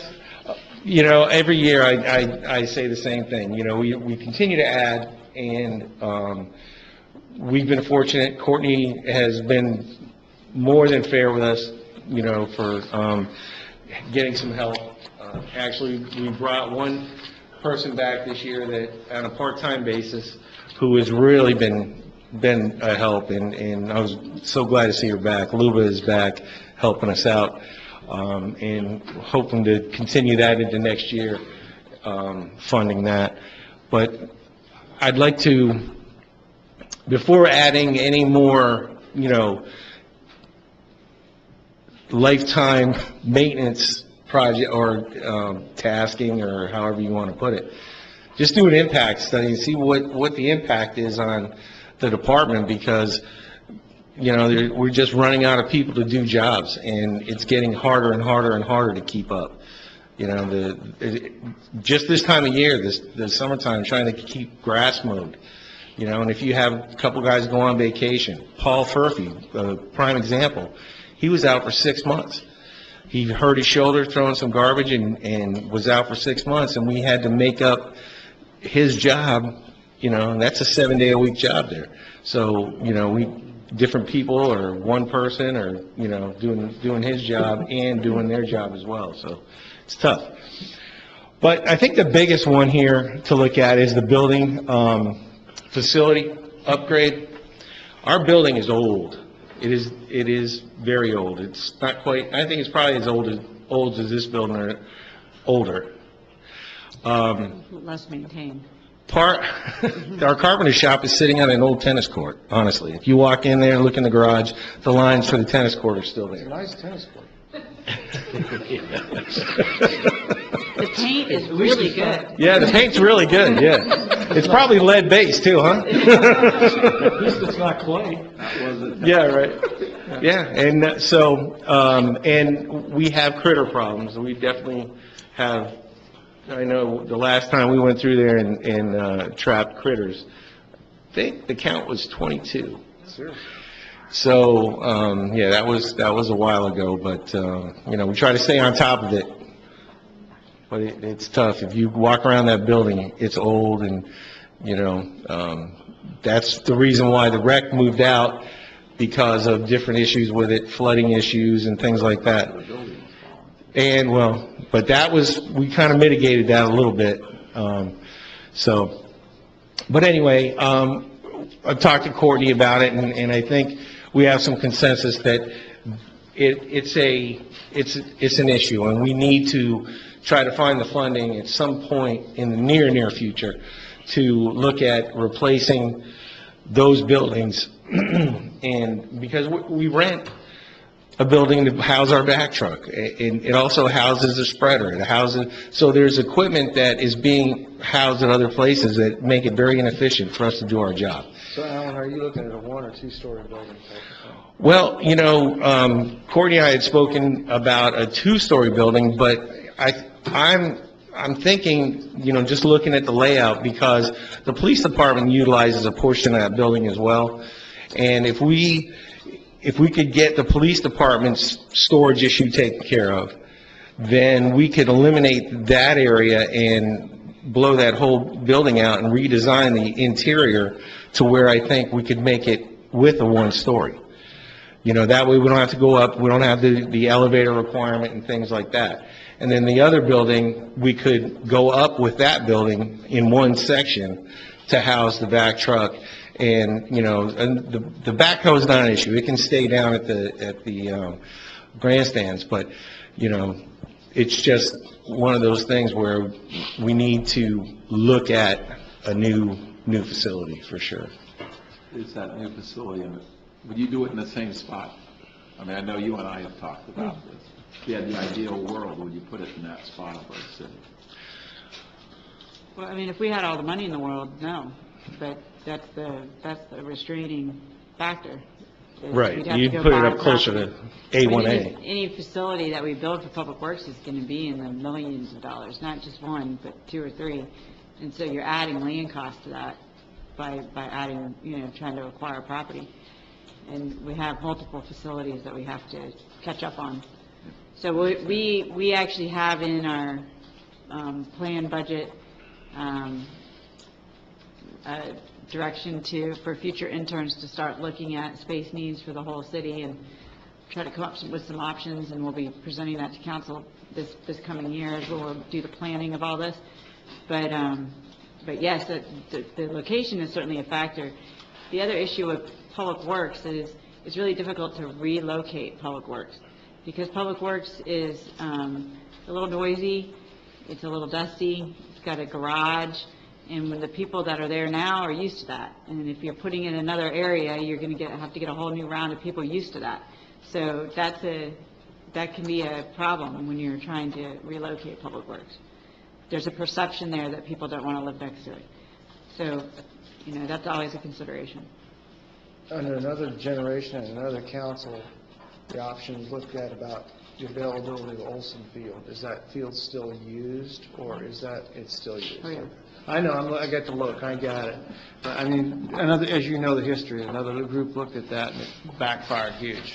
So, what about that, what about, and I know we're getting off subject here, but what about the little park next door to you guys? Is that used, all that money? Oh, absolutely, yeah.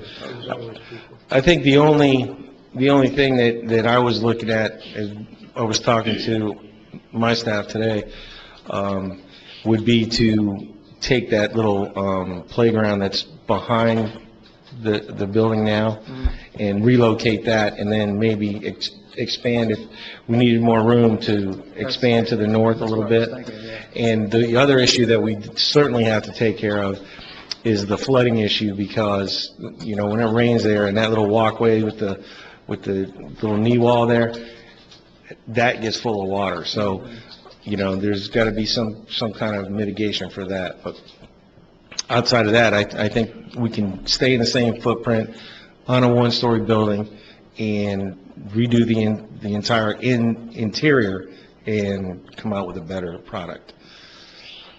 Alan, is there a potential of some of the storage needs we have on the back end of the parking lot here where you had that one area there? Is there any potential for us to be able to take some of the stuff he's dealing with and move it back here? Because then we don't have any property costs involved. We may have to build some type of a building. We are considering actually looking at our parking lot here for a building.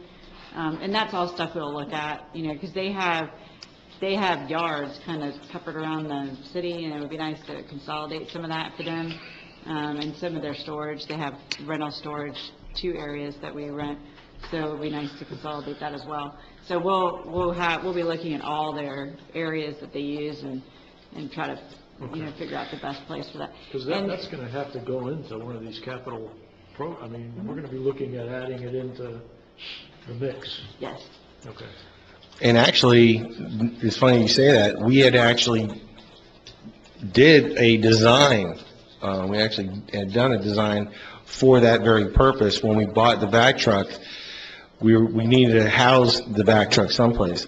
And at that time, there were the fella, I can't think of his last name. His name was Dave from DEP, had told us to incorporate it into a 319. One of the 319s that we had, because it had to do with stormwater maintenance. We had to have a building to store it in. So that's an avenue I may look at and exploring to see. But they've changed so much of the 319 eligibility requirements and what's eligible, what's not eligible, that, it may not be, but it's still worth looking into. Yeah, exactly. This year on your gold stuff, are we all set for the pond on DeSoto as part of that? Yeah. Permit requests are in. The TMDL grant has been applied for, and we're hoping to hear something back. I think there were some requests for further information from the Army Corps of Engineers. They've answered those questions, so we're just waiting to hear final word on the permits. Great job. Tell your guys, great job. Thank you. Well, thank you. We've already submitted. What they did on They said we could submit with what we have. the Templar. Sherwood. Sherwood, yeah, amazing. Tell you what, that rain we got, fine drained like I've never seen it drain before. The water was gone. It was amazing. Right. Yeah, it works well. Everybody there was When like, the hole is open, right? While it's raining, it's not working as well.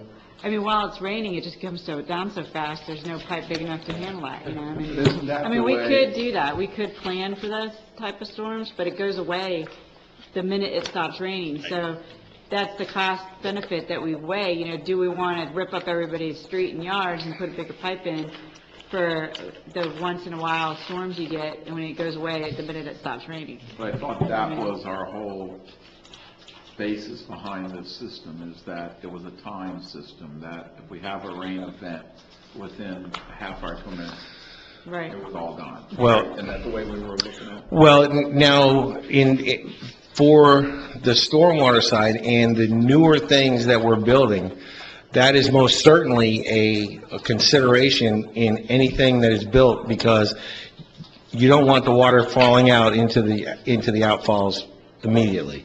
You want to retain that water as long as you can to let your impurities filter out or perk, and let as much water perk as possible.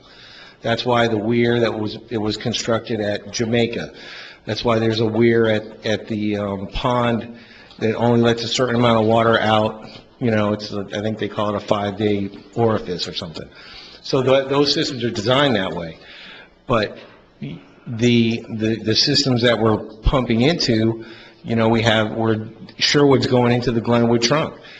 And that whole basin is going into the Glenwood trunk. So you can only put so much water into a funnel, and, you know, and it's only going to come out as fast as it can come out. But I just wanted to point out that our next project is going to be to tackle the Cale Hamlin issue. We'll probably be starting that next week. We're dealing with a sinkhole and an aluminum pipe that opened up on Temple right now, but once they're done with that, they're going to start the Cale Hamlin, and we're going to try to get them some relief, because that's been going on for a while. Thank you very much. Appreciate it. Thank you, Alan. All right. Last but not least. They saved the best for last, so I'll be quick. Thank you for giving me the opportunity to present to you guys tonight. You guys are familiar with the Recreation Department. We handle all of the recreation facilities, rental facilities. We do programs and events for the community. Some of our accomplishments. This year, at the very beginning of the fiscal year, we relamped all of our tennis courts. We have seen just over an 8% increase in facility use of the DeSoto Tennis Complex. So that's great, that use is up.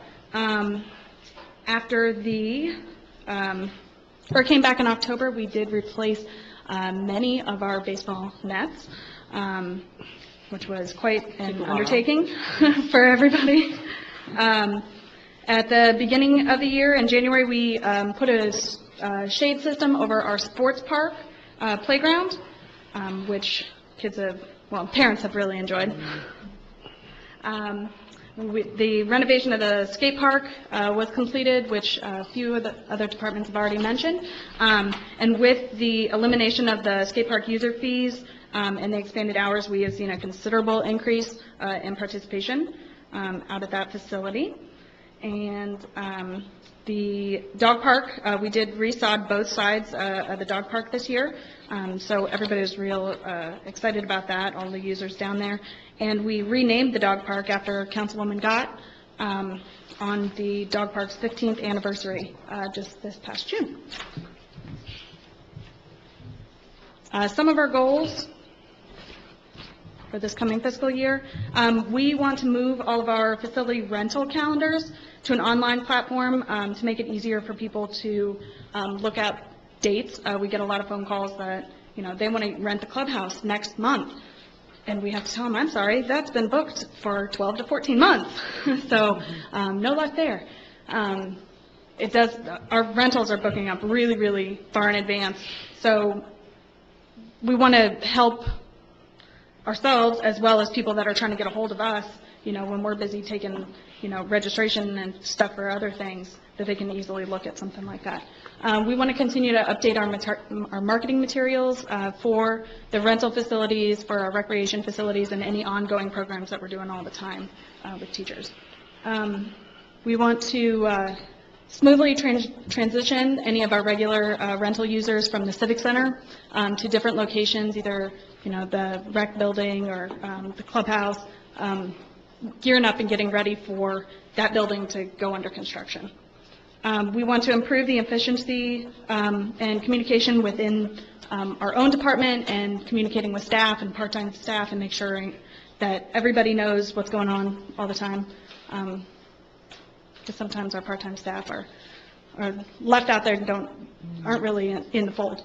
And we want to ensure that all of our department records are getting transitioned into that electronic format that we keep mentioning. We went through a ton of records this year and got rid of a lot of duplicates and things that could be disposed of according to the statute. So we did that, and we're still working towards moving everything to electronic. Currently, all of our funding needs are met for this coming fiscal year. Any questions? Questions?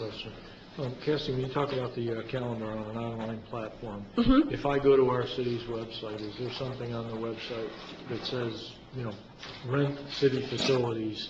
We have a link that shows some pictures of the facilities that we rent and some documents of, what the rental fees So are and things like that. basically, But you're there's gonna not be able- there's not a calendar that you can sit and click through and see this, it's already rented on this day, or it is available So you're on going this to be day. able to utilize that link that's already there and hopefully Right. go to a calendar off of that link. Mhm. And It- people are it- going to be able to look at whatever date they have. Right. And if it's occupied, then it saves you that phone call. Plus, they can Right. also look at dates in the future that are Right. available. Which I think is something, I know the fire department does that for the bonfires, for example, where you can go through the calendar and see when it's open and when it's already been scheduled. Yeah, I think So that makes it nice for the same reason. I can go there myself and just go look and say, I want to do it, oh, they're all full on this date, or this facility's they open, want. this one's not. That's what they want to do. Which makes it perfect sense, you're right, because I did all that without having to call the fire department. Mm-hmm. I could go and do it all myself, so you're right, that would be a benefit to you, where instead of you trying to Right. keep, you Yeah, pulling the I mean, calendar up there's- and you doing all the talking. Yeah, there's but- pros and cons because we like being able to talk to everybody because we can really get a good idea of what kind of an event they're trying to do there and whether it's a good fit for them, because some people, just because it says the maximum capacity is 70, I'm going to put 140 Right. in that building. So we can kind of stop that before that happens by talking to them, which can't do too much. There's different levels of the online part. They can do a request, and then we still have to approve it, which means we'll still get some of that information, or we can set it up so they do the whole thing without having to talk to any of us. I think at least having the schedule visible to them. Right. I That's- agree. Is the first primarily step, what we wanted definitely. to accomplish. Mhm. And I think that makes sense. If you look and say, well, it's just nothing's open that weekend, okay, we'll go to Plan B, where if you say, hey, we see the clubhouse is available, Right. then you could call the rec and Right. get the rest of the info. Right. Like I said, it works great for the fire department, the bonfires. I've used that, and you change to whatever's open, Right. and you can scroll out as far as you want. Great. Anybody? Thank you very much. Thank you. Okay. Now we're going to go through, oh, I get it. I know, I get a curtain. So in case you didn't see that, that's kind of another curtain.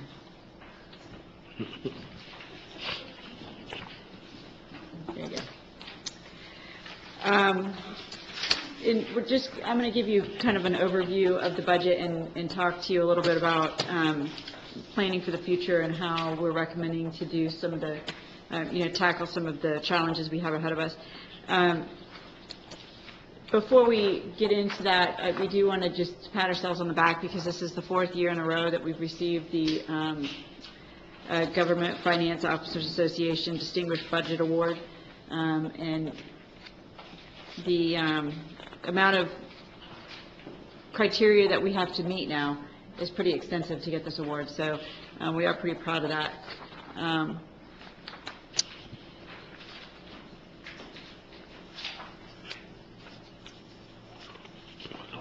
And I think the introduction of that slide change to the powers of the city manager was good.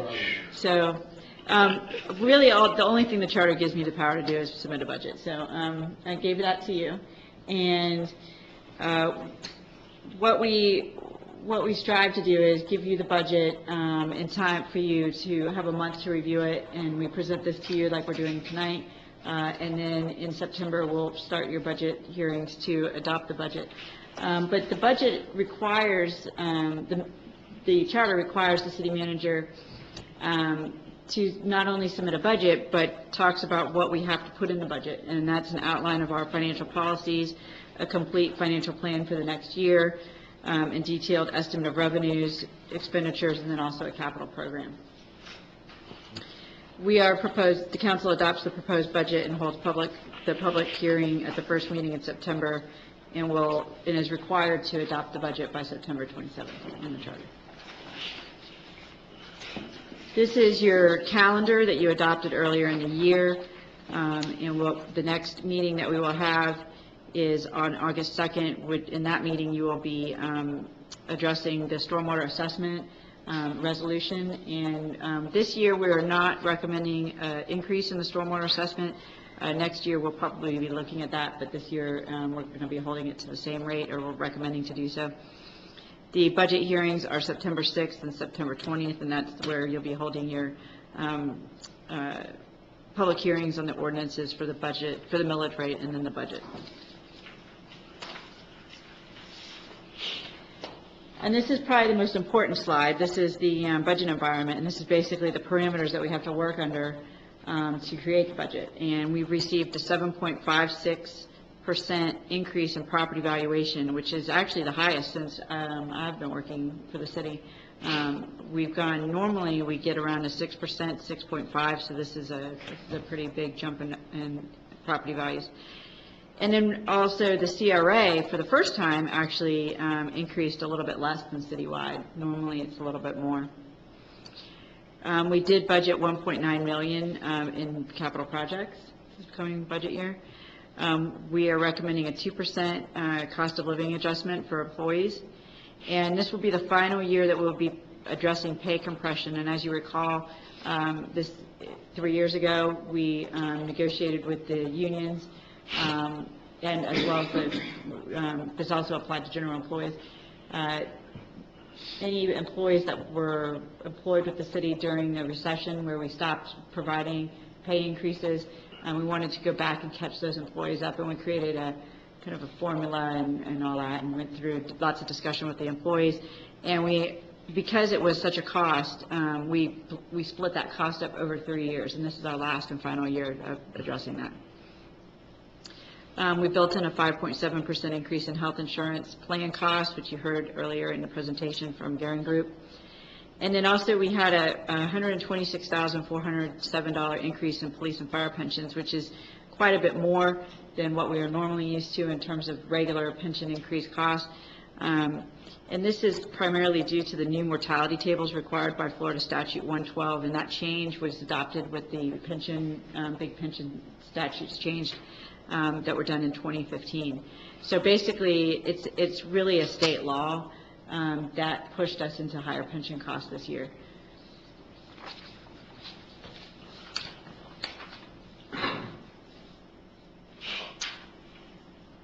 The proposed millage rate is proposed to be the same. We did not recommend a decrease this year, and that's primarily because we faced some cost increases this year, primarily due to state law changes that we don't have a lot of control over, but also because we are, if we push anything off to the next year, we're worried about doing that because we are facing a $25,000 homestead exemption coming down the pipeline, and we'll talk about that in subsequent slides. That's next year, right? It's on the ballot for November 2018, and it'll apply to the next year. So the millage rate provides the city with an additional $461,000 and 40. I got it. More than $460,000 in additional ad valorem revenue, and $144,677 of additional revenue is transferred to the CRA. So a lot of times we forget that. So when we get this increase in property valuation, right off the bat, $144,000 of that goes to the CRA. The net increase to general fund is $316,000 and some change, and then the rollback rate is 7.6591. That's if we were decided to keep the same revenue as we did last year. But we have the problem there because of the mandated costs that the state is put us into retirement, right? We have almost 400,000. Well, I don't know of any city that just goes to rollback. Very few. I mean, they might, if they do, they don't give their staff raises. They don't address health insurance costs. Apparently, their construction costs don't go up. Apparently, their gas prices don't go up. Apparently, they don't replace any vehicles. Not hit with other things, though, too, So- this year, correct? From the state mandate and different funds for the retirement accounts and so forth that are. That also the change in the state law that affected our pension was to, it requires us to use new mortality tables in the actuary's analysis. Basically, they're saying people are living longer, so your pensions cost more. So that was like 126,000, add on the 144 that goes to CRA, so you've already cut that in half. Yeah. Right. And so you're still trying to give staff raises, you're still trying to pay for your, 118. right, and your compression. Right, and increased health costs. So it eats up pretty quickly, as you can see. We have no new positions in this budget, we have no new extra cool things in this budget. It's very, you know, it's really just covering our typical cost increases that we normally get. This is the millage rate history. As you can see, it's gone down quite a bit since fiscal year 11-12. This is my house, and these are the property taxes that, this is kind of an example of what the millage rate would do to a typical home. Mine is probably a good example of a typical home. The taxes I currently pay to the city of Satellite Beach is $535 a year.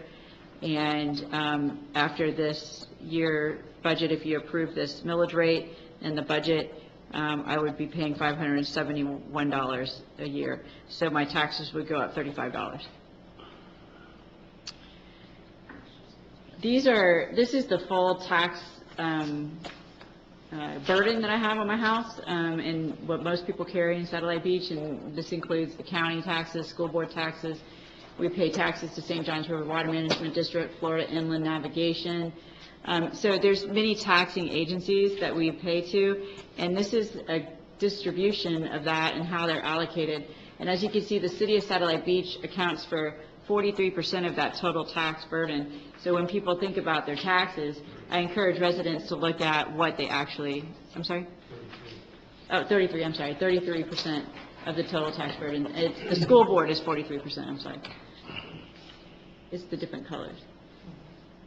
So I try to encourage residents to look at what, you know, what the actual city of Satellite Beach tax burden is for them, because it's usually a lot smaller than what they actually think it is.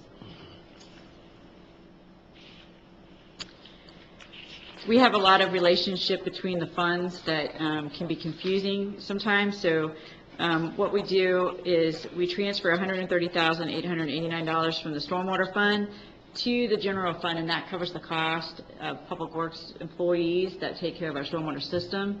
So our actual stormwater fund actually pays for that. We also transfer $142,564 from the CRA to the city, and that was the agreement with Brevard County with the CRA. And we also have $185,779 transferred from the CRA to the city, and that is only to reimburse the general fund for the labor costs of the increased maintenance costs that our CRM projects incur to the city. So every year we have a spreadsheet that shows the man hours that it took us to maintain our CRA areas before the CRA project, and then we have an estimate of what that takes after the CRA project, and that difference is what this $185,000 payment entails. We also, in our CRA, sometimes we just don't spend all the money, and a lot of times we don't all spend all the money.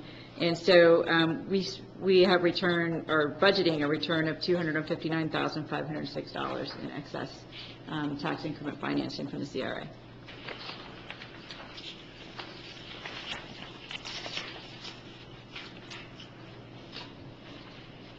This is the expenditure distribution by department. So you can see how the operating budget is basically spread over each department, and you can see that, you know, public safety is basically the majority of our cost, not the majority, but half, a little under half.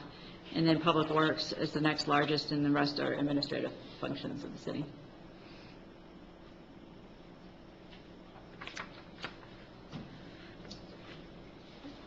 This is the change in expenditures by department.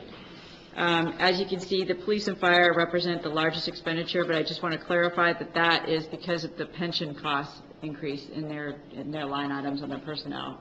So when you see that in the budget and you see the difference between last year and this year, the majority of that is the pension cost.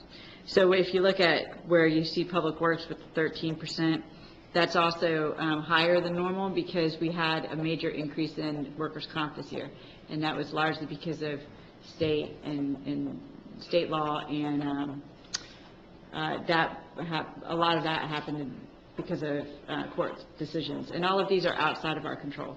So I think the workers' comp increases were about 14%. So departments that have a heavy workers' comp burden is the high incident departments like public works, police, and fire. So you'll see a higher cost change for them.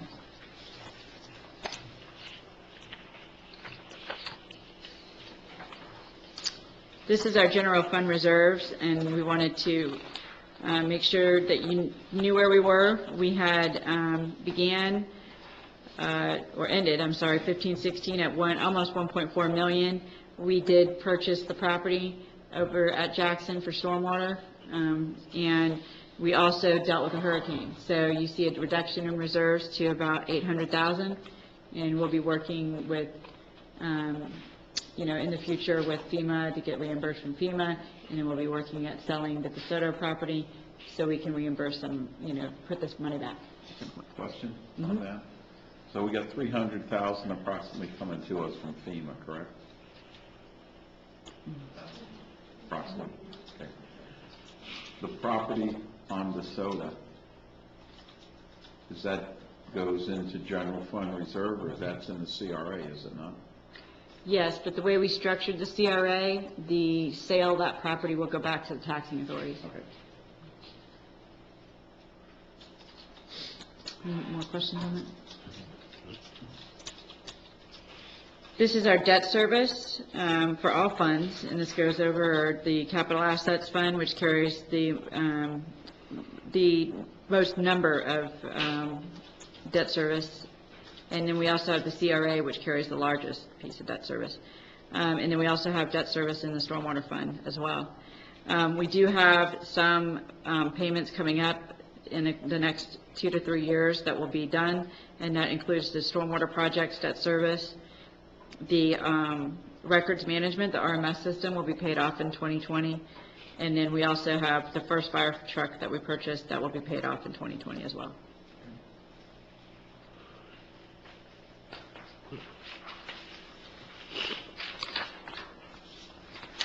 These are the capital plan highlights. There's a lot more in the capital plan, but these are some of the larger, more, interesting projects that we have.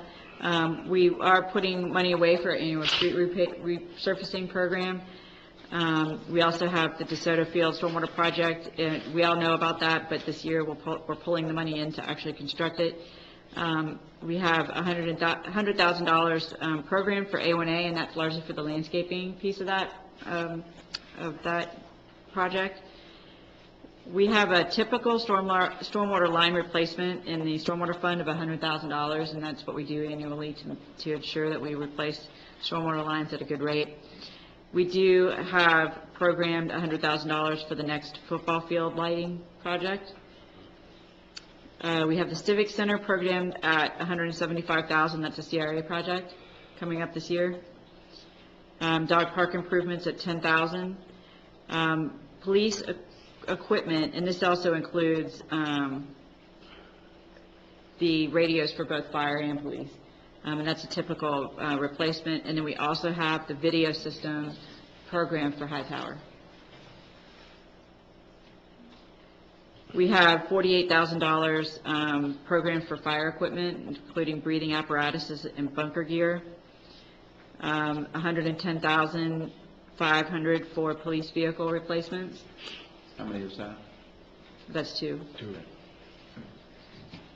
We also have an administrative vehicle program. One thing that we are starting to realize is that we are behind on our administrative vehicle replacement. We have more needs than we have programmed here. So when we get in a better financial state, we'll start looking at ramping up that a little bit. Right now, I think all of the vehicles could be replaced at this point. What we did was, in the past, we would pass vehicles down from PD and fire as they got older and Public Works down to administrative vehicles. So those are the vehicles that people would drive if they had to go to a meeting out of the county and stuff like that. But they are to the point where they're not good enough to drive out of the county. And so we're at the point where we need to start seriously looking at increasing that replacement schedule. And then we also have $107,456 programmed for various accounting system, software, website, and then the RMS system. Very exciting. Any questions on this? So planning for the future. Once we think we're in a good spot, the state always hands down some new legislation that, I guess puts us in our place. The House Bill 7107 was passed this past year, which will place a referendum on the ballot that will provide voters a choice of voting yes or no on a homestead exemption, another one of $25,000, which would bring the total to $75,000. And the likelihood that that won't pass is pretty slim, so we're just recommending to pretend that right now that it will pass, because we're pretty sure it will. The impact of this revenue reduction is expected to be $621,323. That's if we have the same millage rate and the same property values today.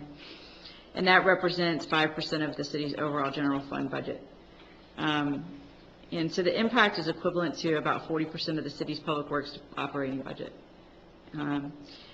The city can address this revenue impact the following ways. We can increase the millage rate, which would affect our business owners and second homeowners, and I believe that was would bring it up to 8.8 or 8.9, which would be pretty substantial. And that is concerning because that gives us no room to grow in the future, really. I mean, not a lot. We could also cut services. That's always an option. Or we could address the CRA and cut CRA projects. And this is, obviously something we don't want to do, but it is the option that staff is recommending. Courtney, we also will have income coming in from the two towers that are building, correct? Yeah. And our approximate revenue source there was around 600,000 also, was it? I would say it's about 400,000. Okay. When you divide that up between the county and so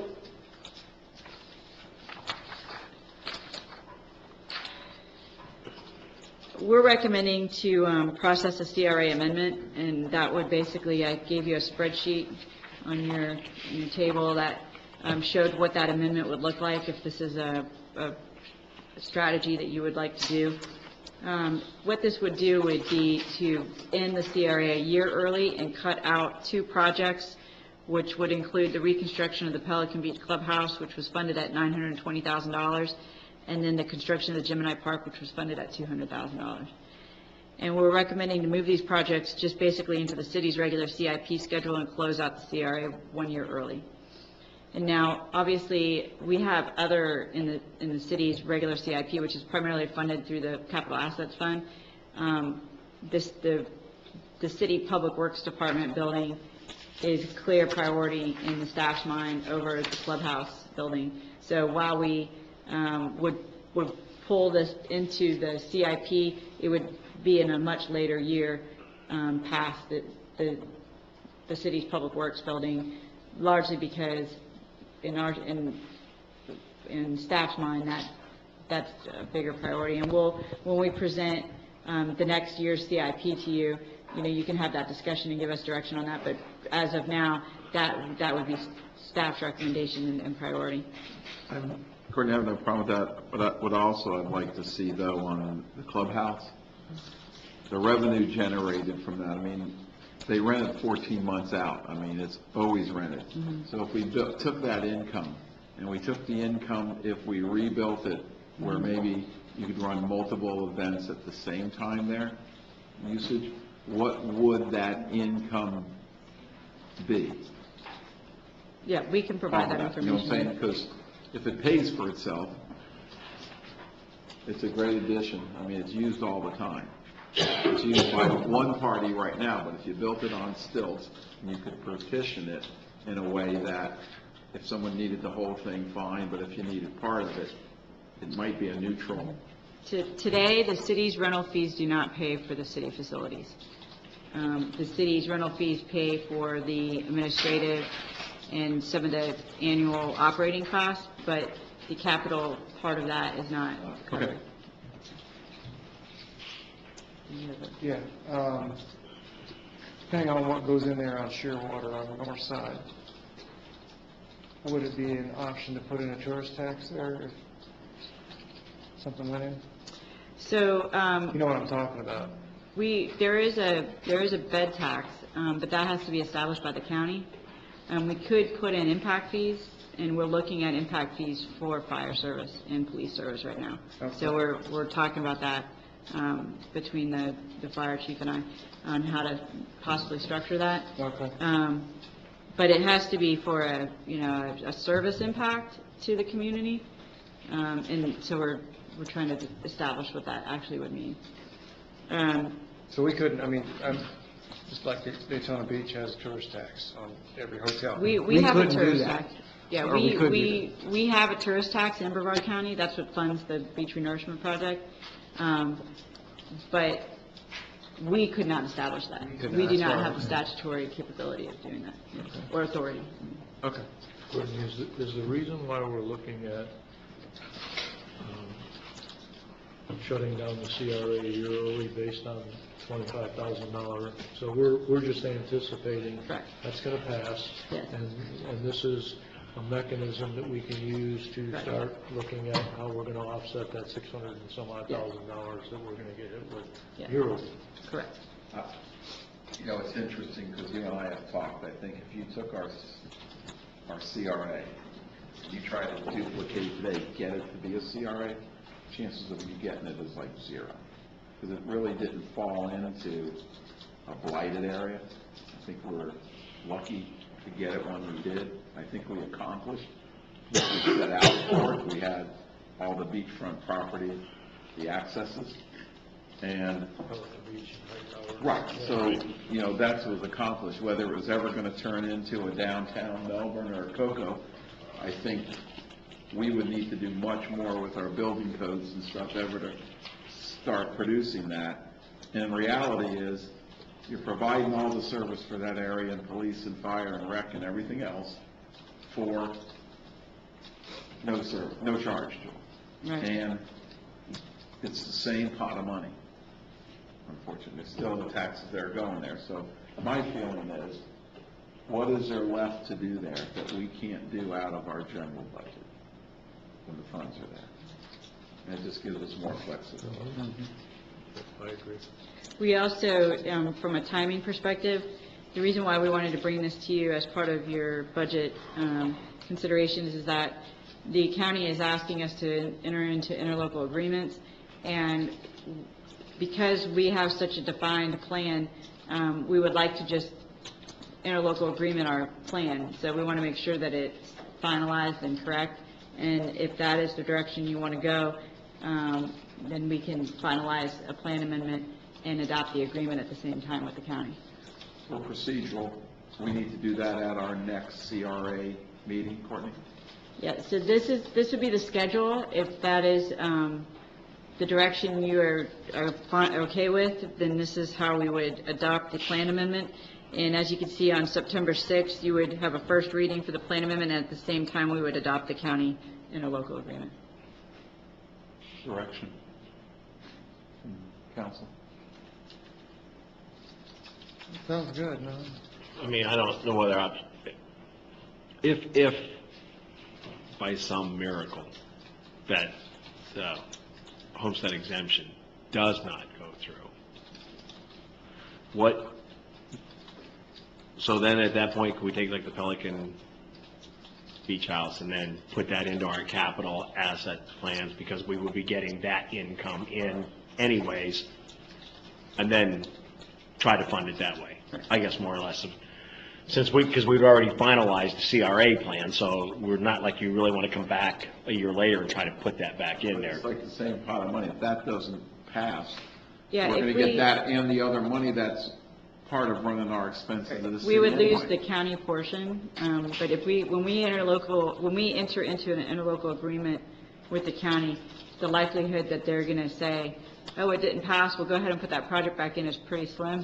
Right, So and we that's why- have to be that's why sure I- that we don't want to. Right, and that's why I'm bringing that up, because, yeah, there's no There's no coming back. coming back once we do that, so I just want to make sure that, I just don't, I really saw what the CRA was when we started, and I think it did a lot.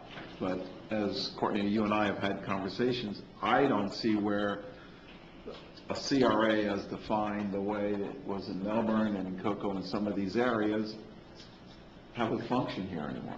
no, I mean, I think, I think when we look at our thing, in our general fund and spend it where we need it spent. Because you're going to have times when stormwater needs to be done critical. You're going to have times when, hey, the clubhouse can be done. We're going to Right. fund it through here. It just gives us more well, I flexibility. tend to agree with that. I mean, So you just need direction from us? I mean, I have to say, if this is definitely on the ballot for 2018, it will not fail. I mean, it's not going to fail. Nobody votes against that. And that's a statewide vote. We could, like I said to the community, Right. we could probably educate our community enough to where they may not pass it, but the rest of the state will, so it will pass. right. Direction for Courtney? Present us something on the second? The September 6th CRA meeting, and it'll start at 6 o'clock. I may not be able to make that meeting. I'm probably going to be at the Rockledge Council meeting Okay. at this stage, unless that changes. So I Okay. just wanted to let you know I may not be here for that meeting. I'll be here for the council meeting, Okay. but I may not be able to make the CRA. So we If just, you have any concerns about that, just let me know Yeah, before. okay. Direction? I mean, yes, I mean, do we just need a consensus, yes, go forward with the Proceed. recommendation? Is that fine with you? I mean, Yeah. I'm okay with that. That's it. Great, questions? At this time, because it's an agenda item, open up for public comment. Hearing none, back to council. Further discussion on it? I just, once again, thank you for, all the time that you all put into this. I mean, the department heads, the staff, finance department, for everybody working on this. I mean, it's a yeoman's job to get this thing together, and you seem to not only get it together, but win awards when you put it together, so. I would just like to make a motion to accept the presentation of the FY 17-18 budget. Second. Motion by Councilman Montanaro, second by Vice Mayor Osmer. Further discussion? Open up for public hearing? Hearing none? Lauren? Councilman Breimer? Yes. Vice Mayor Osborne? Yes. Councilman Montanaro? Yes. Mayor Patino? Yes, motion passes. Do I have a motion to set the millage rate at 8.1518? So moved. A motion by Vice Mayor Osmer, Second. second by Councilman Montanaro. Discussion from council. There no discussion open up for public comment on agenda item 3. Hearing none, back to council. Lenore? Councilman Breimer? Yes. Councilman Montanaro? Yes. Vice Mayor Osmer? Yes. Mayor Patino? Yes, motion passes. Staff, Courtney? Great job. Everybody, thank you very much for not only this, but your work all year. I know the budget's slim and tight, and you guys do a great job, so thank you. Any further business? Hearing none, meeting's adjourned. Do you, 4 or 5 years, you've done this stuff? Telling us what to do.